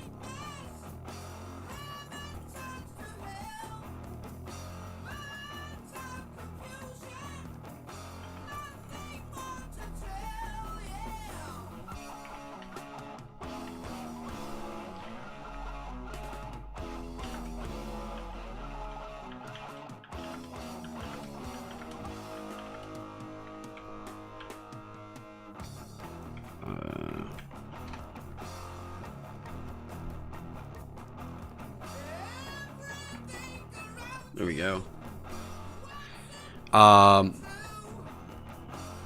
Man, but they nerfed Alchemist Fire. Oh, yeah, that's right. It was kind of a nightmare before.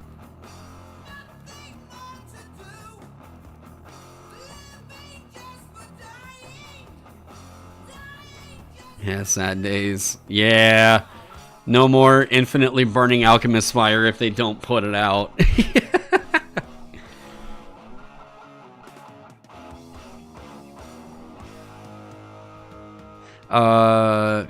Okay, after 1 minute, yes.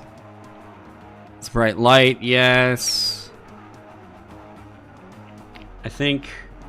Hang on. The candle's in the SRD.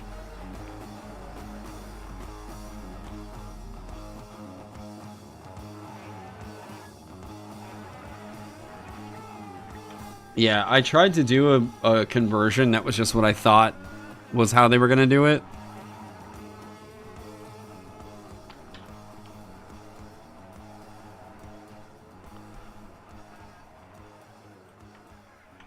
Maybe that was copied. Okay.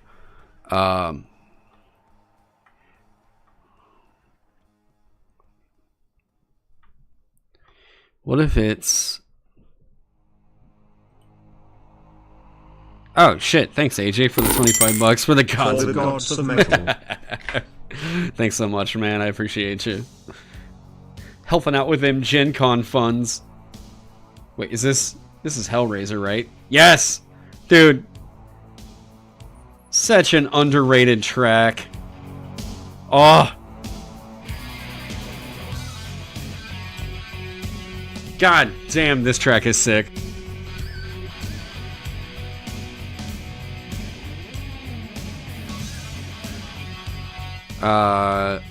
What if we do this?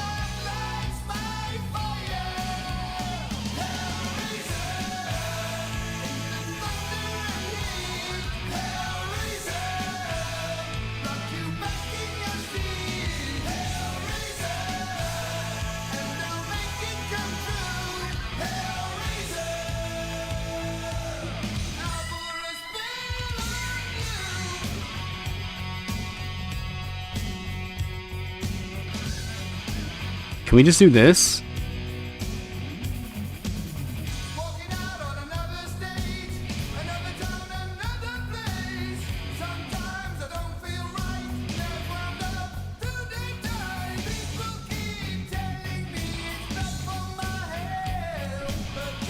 Oh, wait.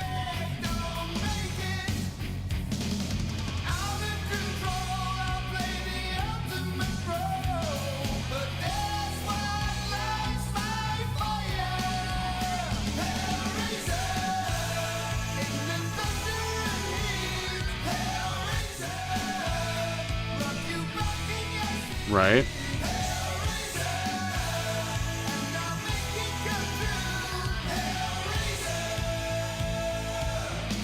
Damn. Nah, that's not gonna work the way I wanted it.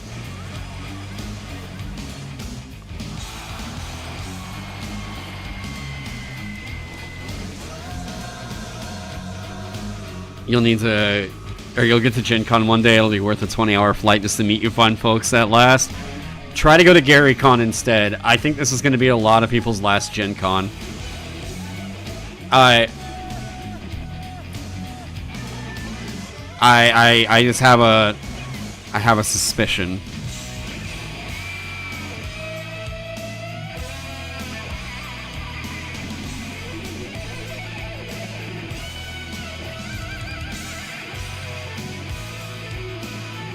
Homebrew classes almost make you want to play D&D again. The base 12 just don't appeal strongly to me personally. There's other games out there. Yeah.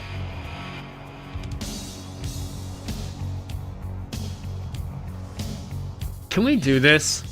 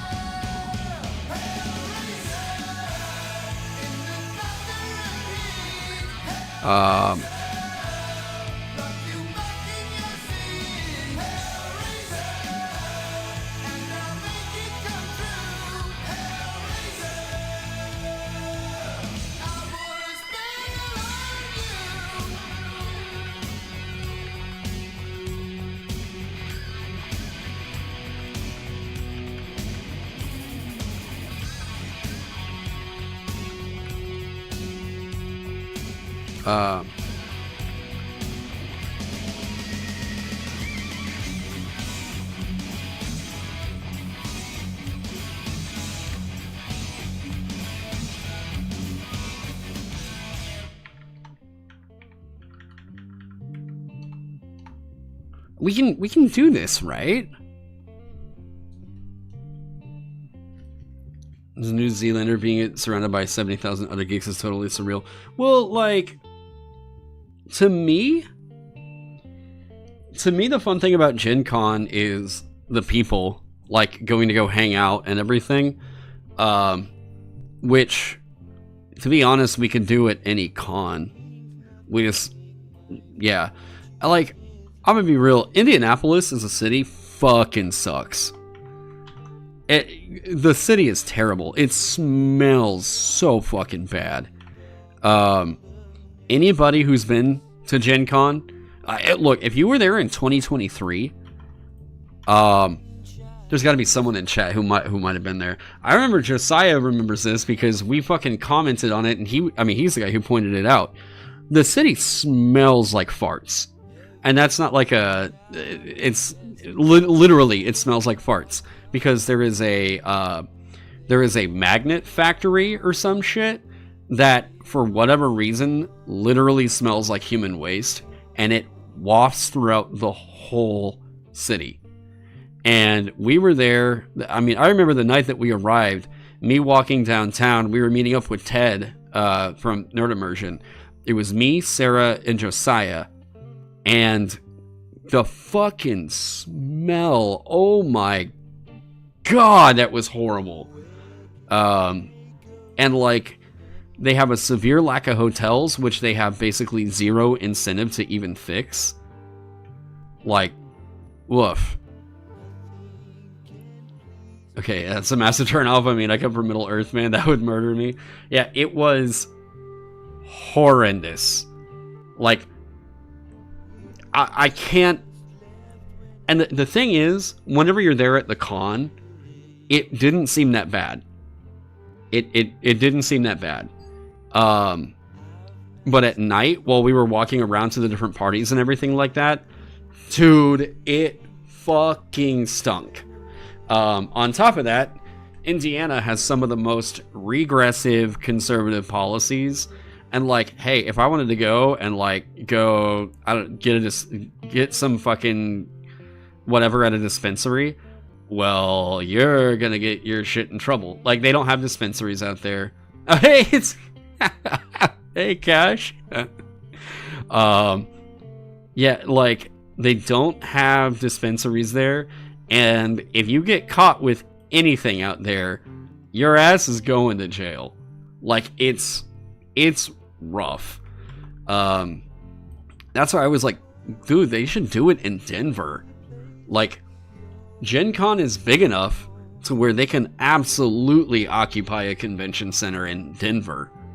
That would be so fucking cool. I think one of the problems is that Denver is more like kind of like in the center of the US, and a lot of the board game companies are out there on the East Coast. So like, that's rough. But like, man, Indianapolis is just not a fantastic city for this thing. It's more problems with the state than it is like, you know, I was gonna say Indianapolis is a city. No, it's really Indianapolis as a city. The drivers were okay.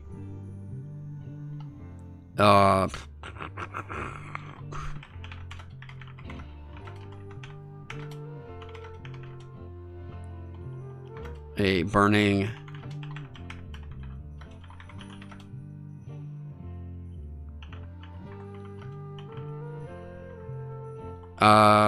Wait. How does this need to go? Oh, I know. First time you're actually seeing me stream Cash, and I'm in here in a fucking InDesign document. Oh, that's great.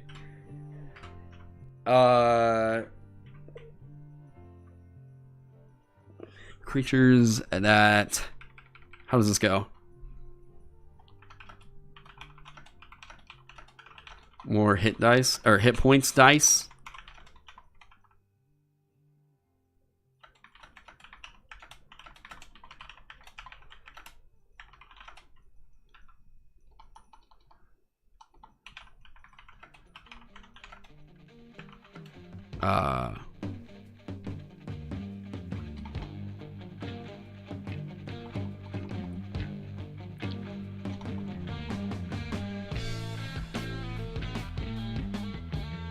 Creatures that spend one or more hit points dice as a part of a short rest while within 20 feet of... Creatures that? Oh, thank you.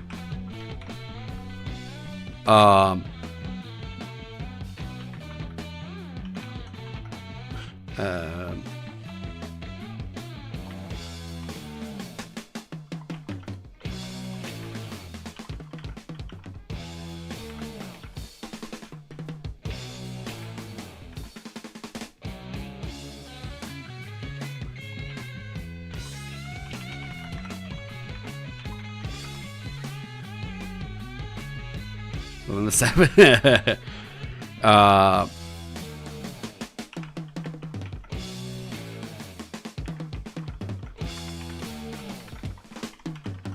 God.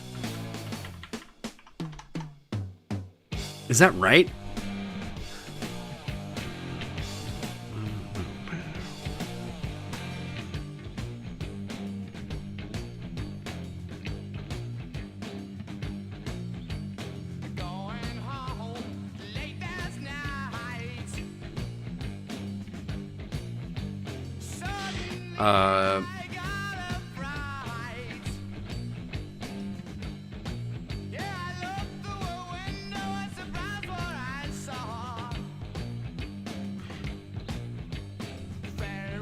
God, I don't know. That feels weird.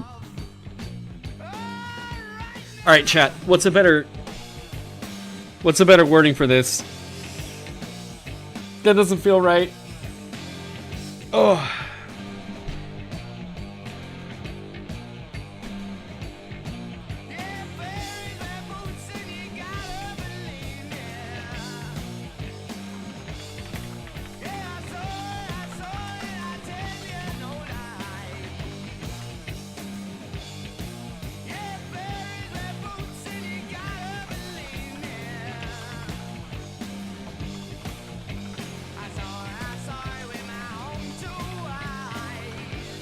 What's A or B? A or B?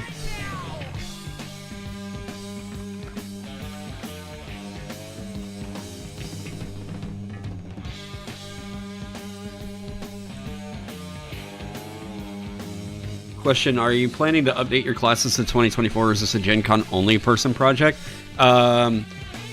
This is going to be the litmus test. Here, I'll turn this down for a second. This is going to be the litmus test, because I am not convinced that D&D 2024 is profitable for third-party people. So, no, it only impacts this, because it needs the limiter for hit points dice as a resource. And since the only way that you're really going to spend that is going to be during a short rest, yeah. So I'm using this as a kind of a litmus test. If people buy it and like it does well, then I'll convert my other stuff, you know. But I'm not convinced that there's a third-party market for D&D 2024 just yet. So before I jump whole hog and say that like I'm converting all of my stuff, I am doing a test with the one that I think has the most likely chance to succeed. Yeah. It can be used for shenanigans and battle methinks. How so?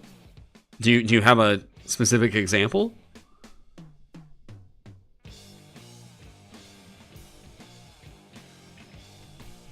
But yeah, if this one does well, then I'll convert my Dancer next. If that one, and probably my Vanguard. I forgot short rest in B. How else are you spending hit points dice to regain hit points in 5e? Are there any features that use hit dice without short rest? I do not believe so. I wrote some for my Vanguard, but none of them are quickly regaining hit points or anything like that.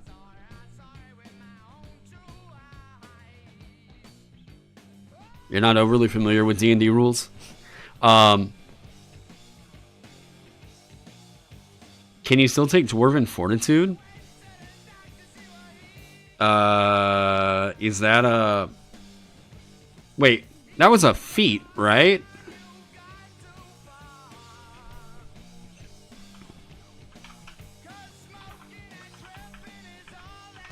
It does not exist in the 2024 SRD. Right, you can't use a feature outside the rest if it specifies during a short rest. Right, I totally get that. But I don't think we have to specify.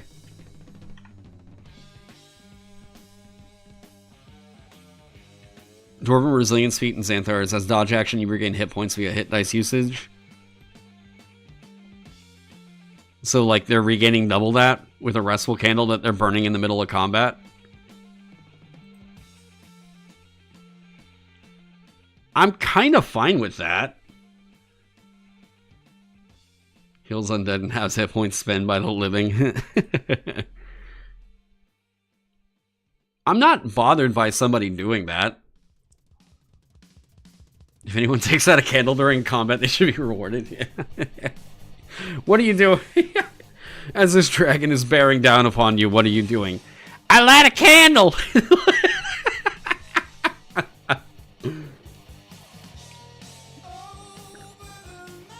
Arcane Recovery is another. Oh, wait. Some spells do it now? Uh-oh. Arcane Recovery?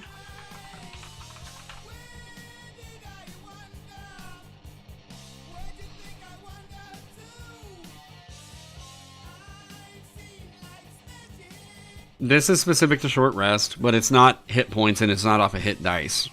Here, hit points die.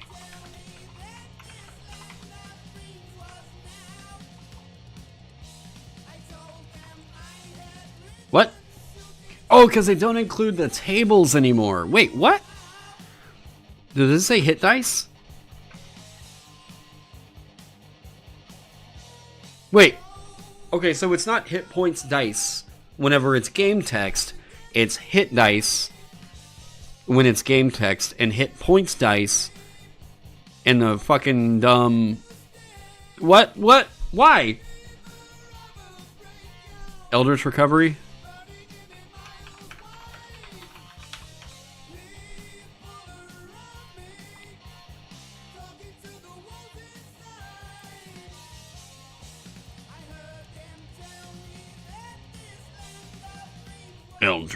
Eldritch. Okay, so hit dice? Or hit die?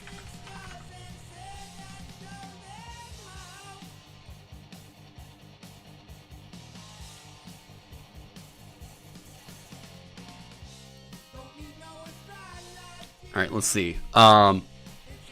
Hit dice? Okay.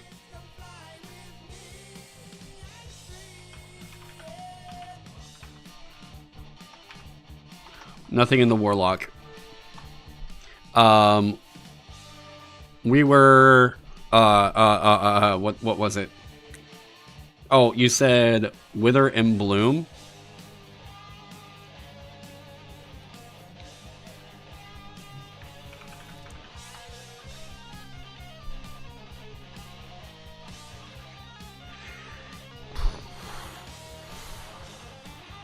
In addition, one creature of your choice in the area can spin and roll one of its unspent hit dice. It can spend and roll one of its unspent? How do you spend a spent hit dice? How do you spend a spent fucking hit dice? What? Okay. Roll plus your spellcasting ability modifier.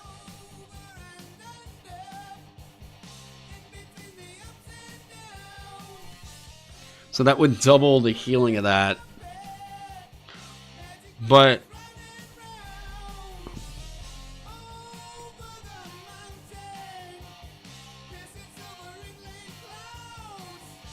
yeah, spending squared.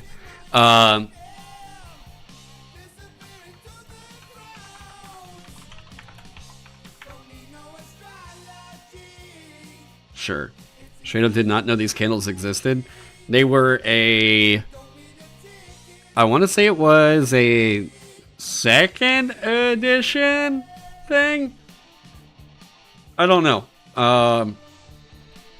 Most of the alchemical items that were in here were things that I just compiled from the years of, like, alchemical items they put into D&D, and then converted them over to 5e.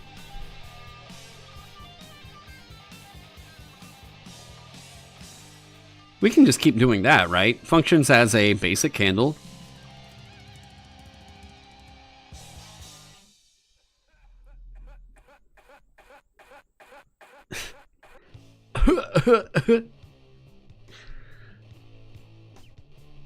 Yeah, so they exist, but only if you buy my shit from the DM's Guild.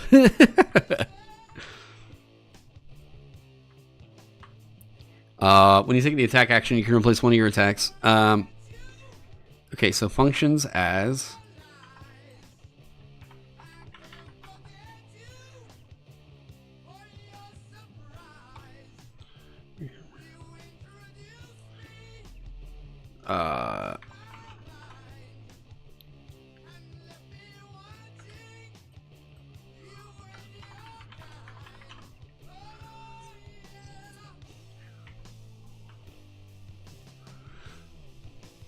Get a sponsorship from Bed Bath & Beyond?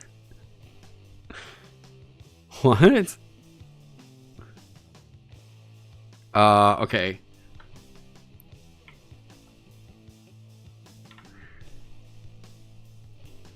It's like this.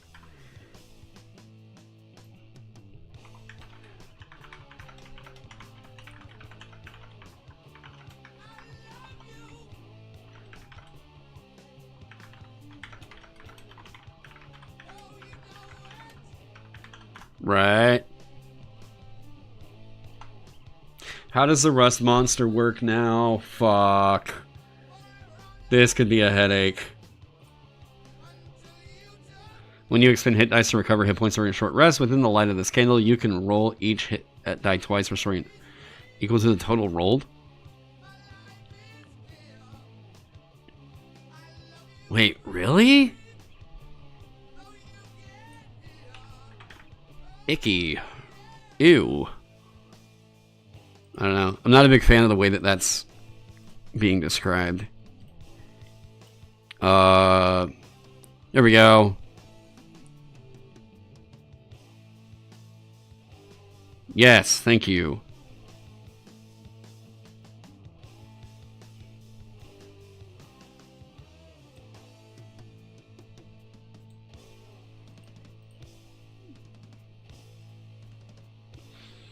Alright, I kind of like the idea that they're finally including mending as a thing in here.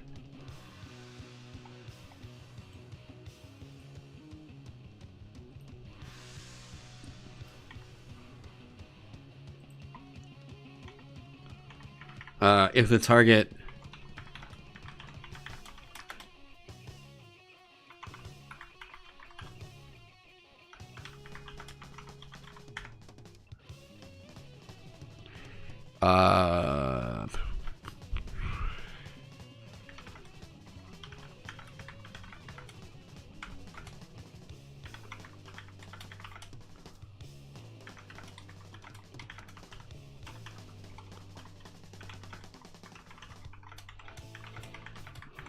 It's attack rolls.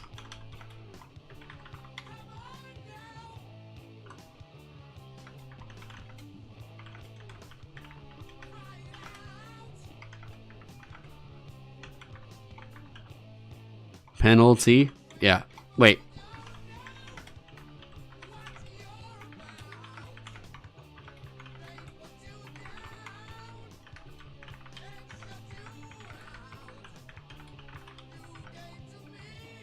Okay.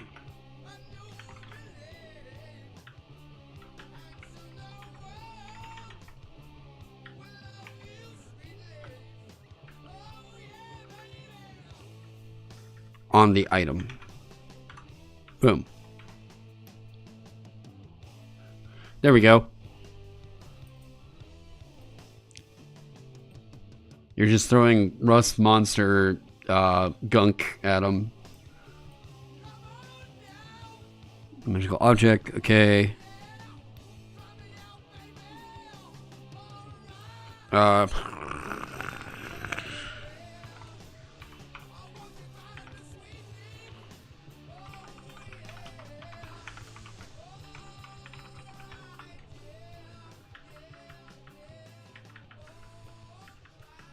Yes, okay.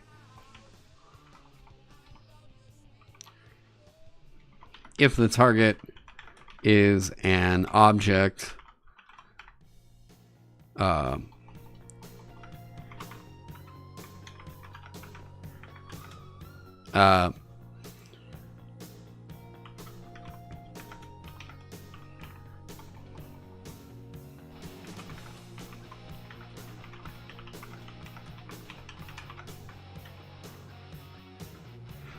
okay, maybe. You can milk a rust monster, yeah. Do they look like they have nipples? I couldn't remember the fucking meet the parents line. What is it? I have nipples, Jack. Could you milk me?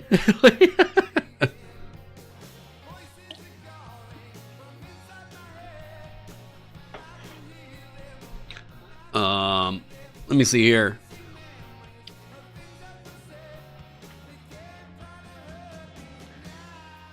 So we can get rid of this text up here.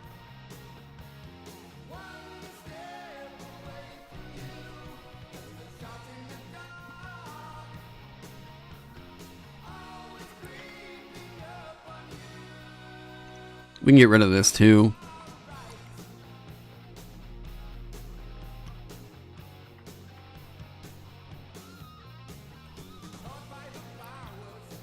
God, that has to be Zakk Wylde, right? Shot in the Dark. Whatever year the Ultimate Sin came out. Jesus Christ, that album cover is sick. Hang on, I'll pull it up over here. Oh my god, that album cover is so dope. Here. Ozzy Osbourne, The Ultimate Sin.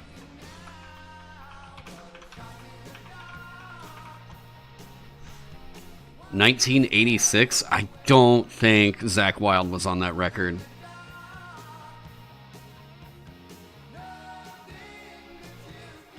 Zakk was like, what, 90s? Jake Lee, huh. Yeah, let me find this fucking cover art.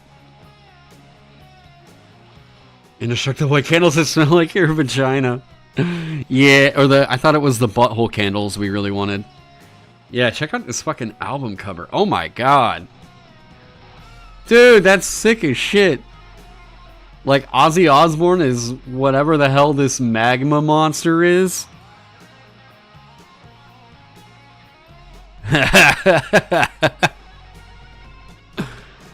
And like, badass summoner chick with the hair turning into the fucking smoke in the sky. Dude, this is sick. Can I open? Dude, that's fucking dope. Oh, I love it. Like, everything is so high fantasy about it, except for some reason her fucking, like, is this a leotard pant? What do you call these? Tights, I guess? Oh, wait, shit, did it just... Wait, Cash, I think it censored your message.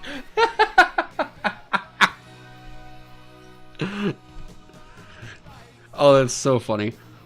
Yeah, like yeah, there we go. Zebra spandex. But like everything else is like, oh yeah, medieval fantasy, but no, this is a D&D character right here. Like, oh, you know, I am a knight from Galantar in my shining armor, and I wield a sword that has a Nokia brick as the blade. Oh man, dude, that album cover's so sick though. Ugh. There. Now. Here we go. Yeah, do I put like goop candle in here? This candle smells like my vagina. Brilliant fucking marketing. I mean, come on. Ghoul skin leggings are so hot right now.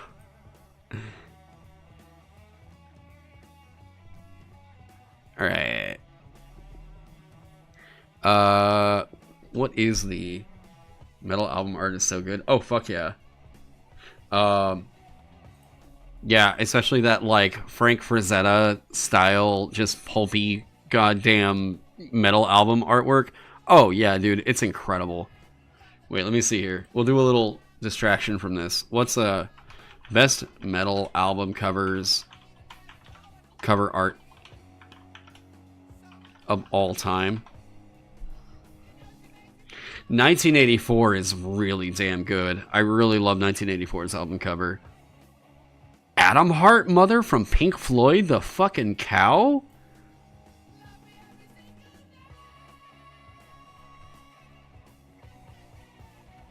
Okay, this just says the most iconic.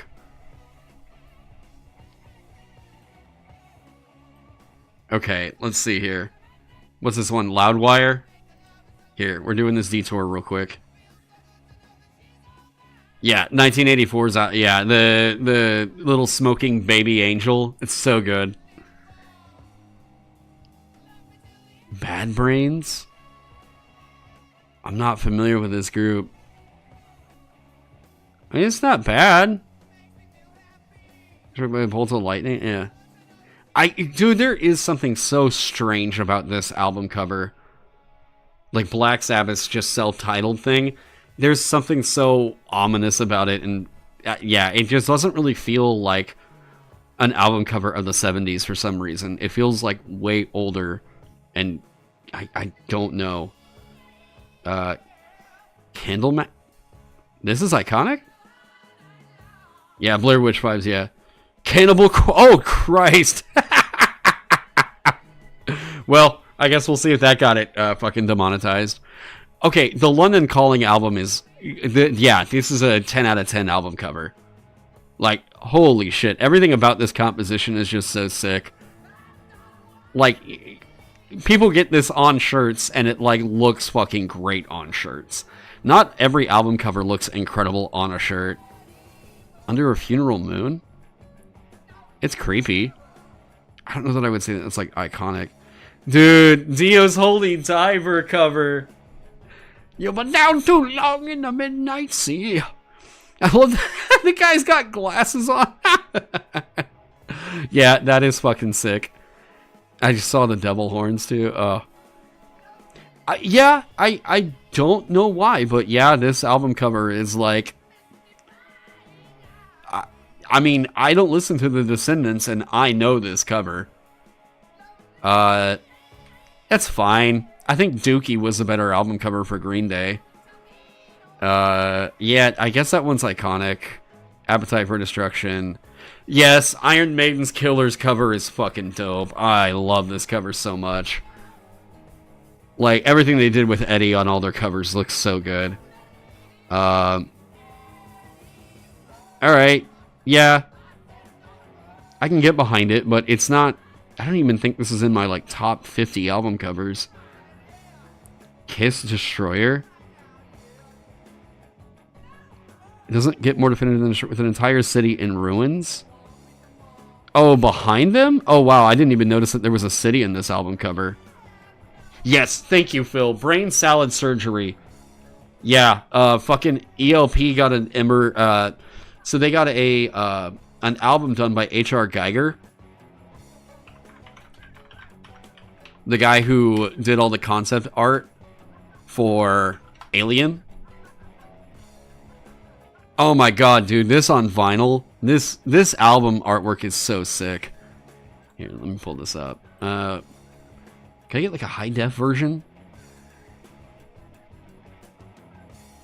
Dude.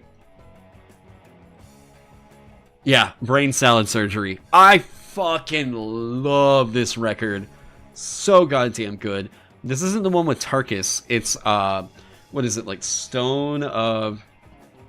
What was the track listing on this? Brain Salad Surgery. Carnival. Yeah, Still You Turn Me On. Penny the Bouncer. Jerusalem. Toccata. Oh my god, I keep forgetting about Toccata. Wait a second. Here you go.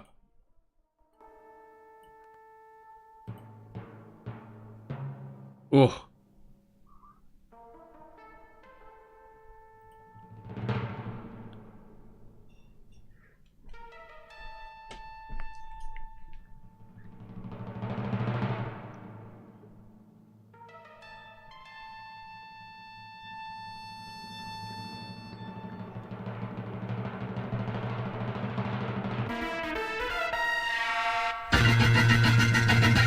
Oh!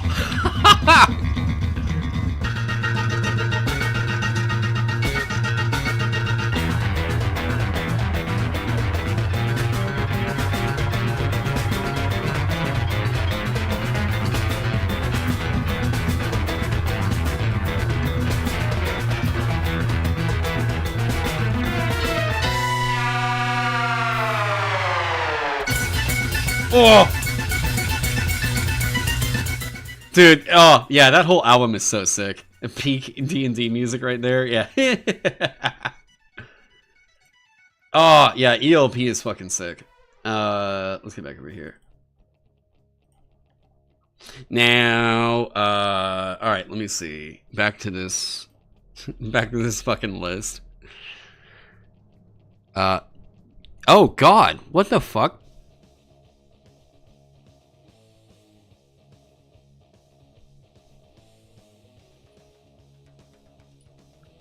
What the shit? This was just on their site?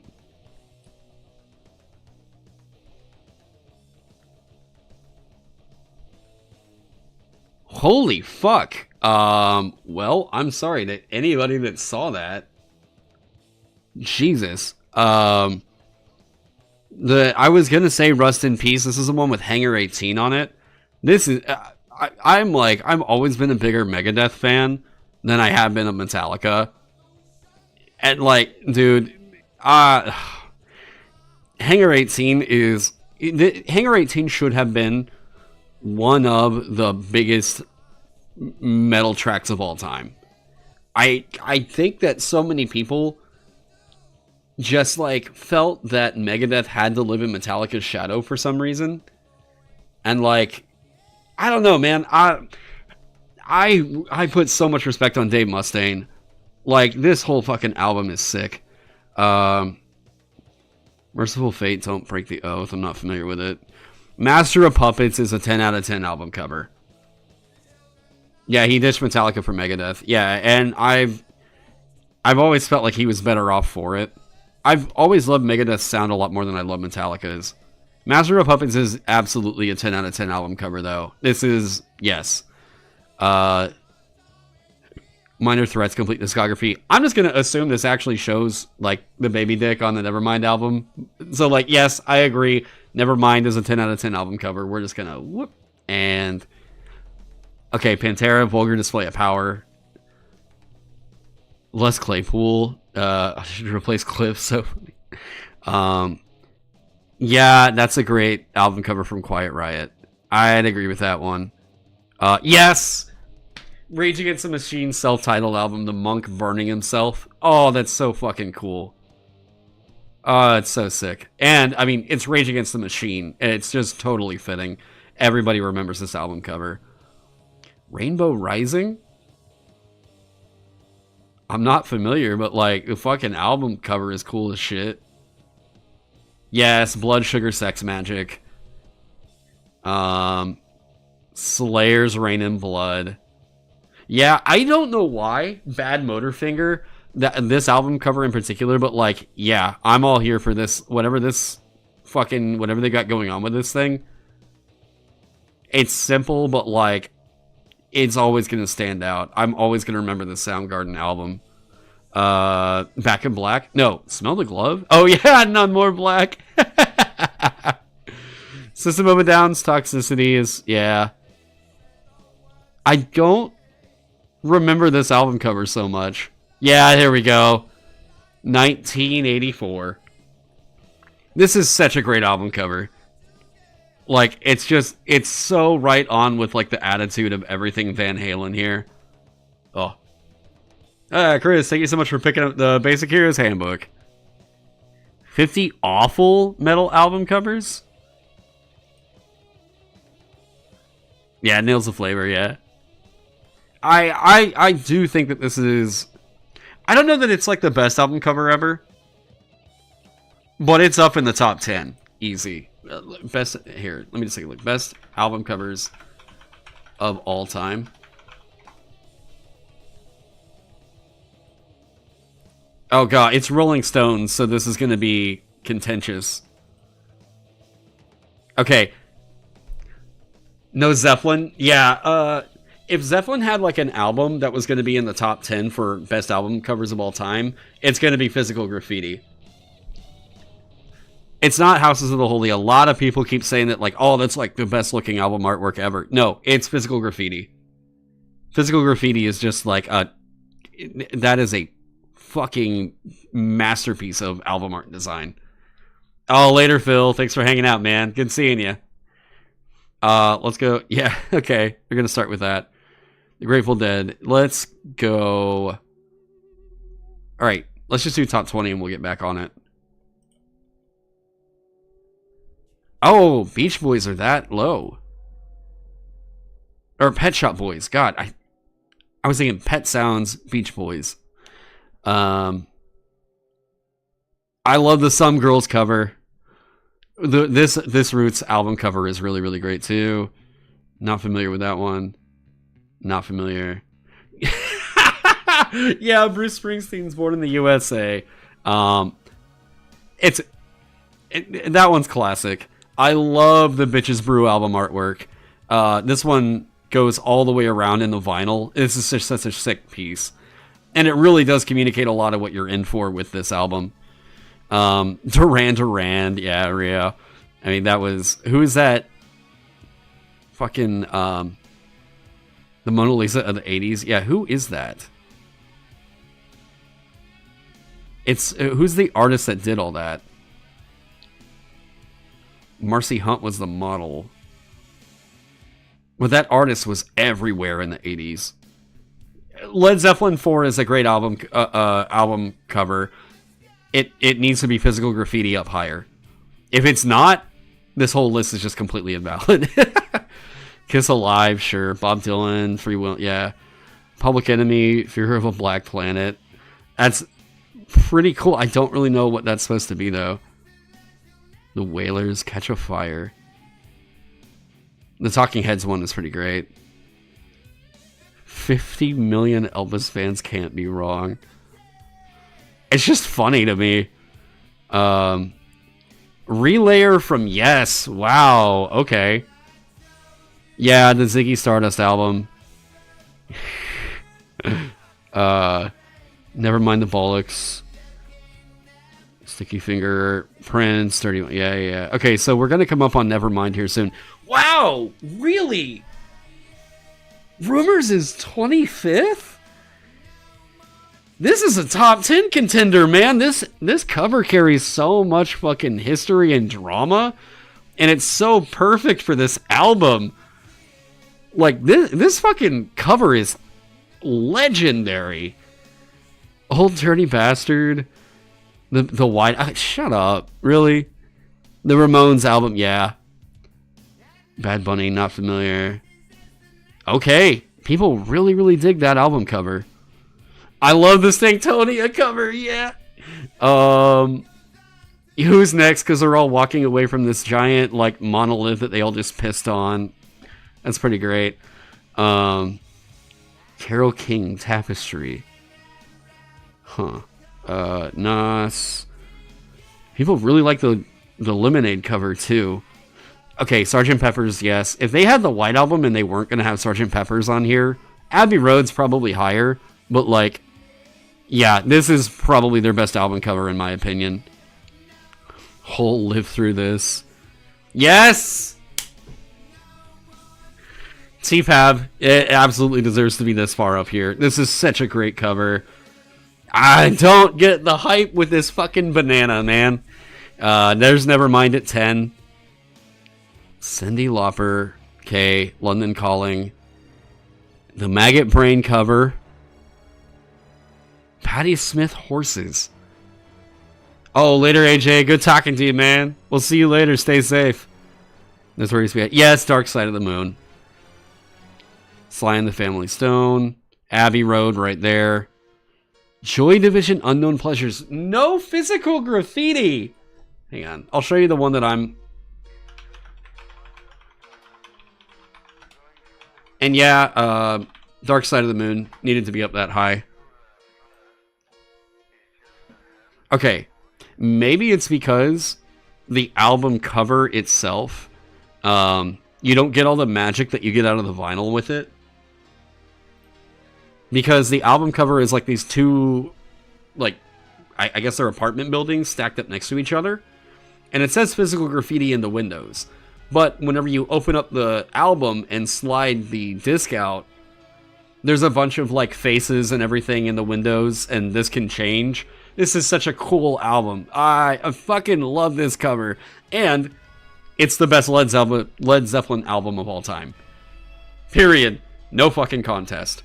Led Zeppelin 4 does not hold a candle to physical graffiti. Let me see. And then we'll get back on The Alchemist. What do people...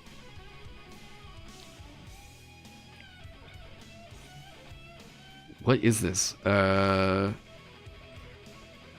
Reader's Poll, the 10 greatest Led Zeppelin albums from Rolling Stone. Coda is lower than Presence. In Through the Outdoor is lower than Presence? The song... What? Really?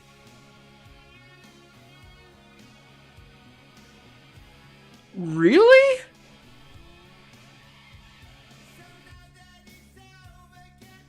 This is at the end of a very long and exhausting tour, and the band was simply not at their best. Dazed and Confused stretches to nearly 30 minutes?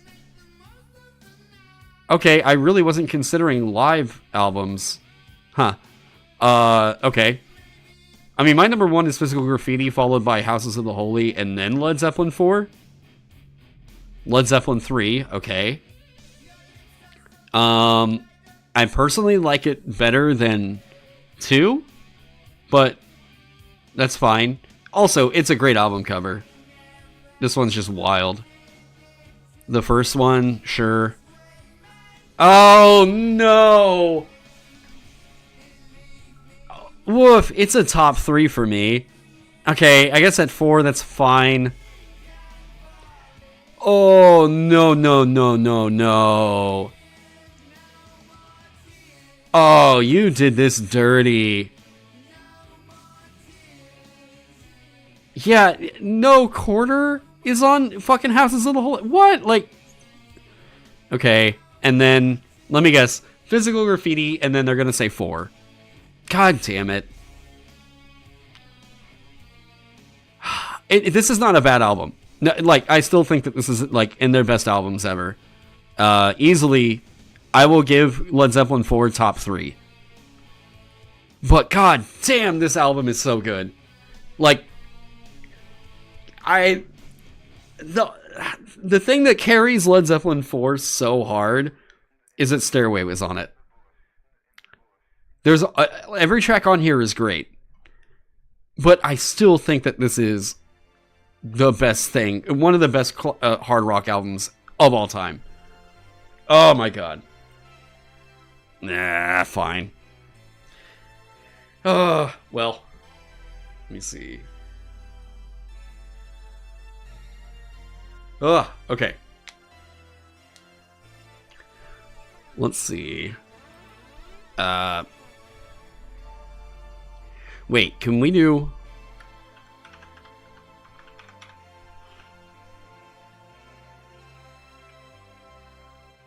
Smell-based Constitution saving throws?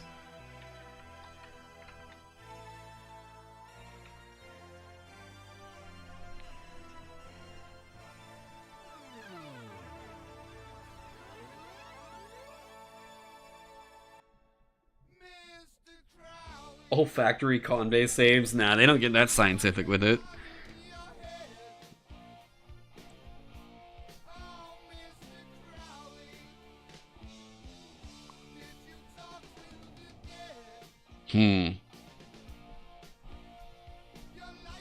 I think that's okay.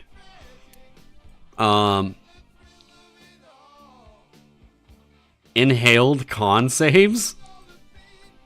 Alright, so how would we reduce this down?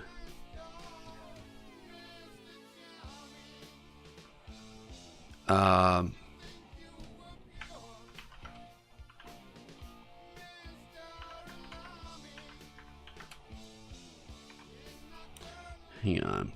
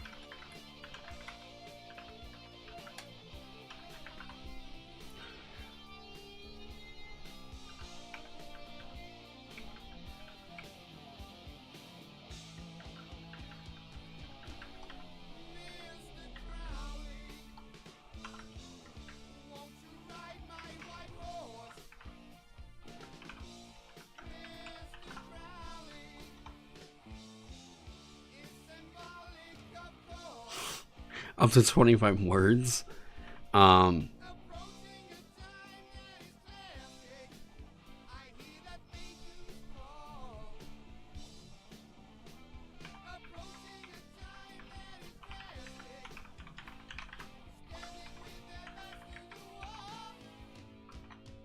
Maybe?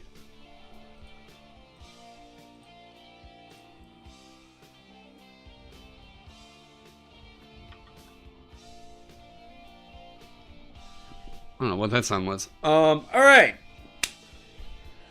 Now, I'm gonna work on this because this is now, I'm realizing this is probably gonna take longer than what I can do here on stream. That kind of threw me off, thinking that, like, oh boy, we were gonna be a little bit more done with that than I thought. So, I think with that, I'm gonna get some dinner, and then I got some packing and cleaning to do before Gen Con. Now, I might be back tomorrow. I'm not sure. I've got to get my car checked out and everything because I'm going to be making that drive to Indianapolis. But I want to say, let me see here. Okay.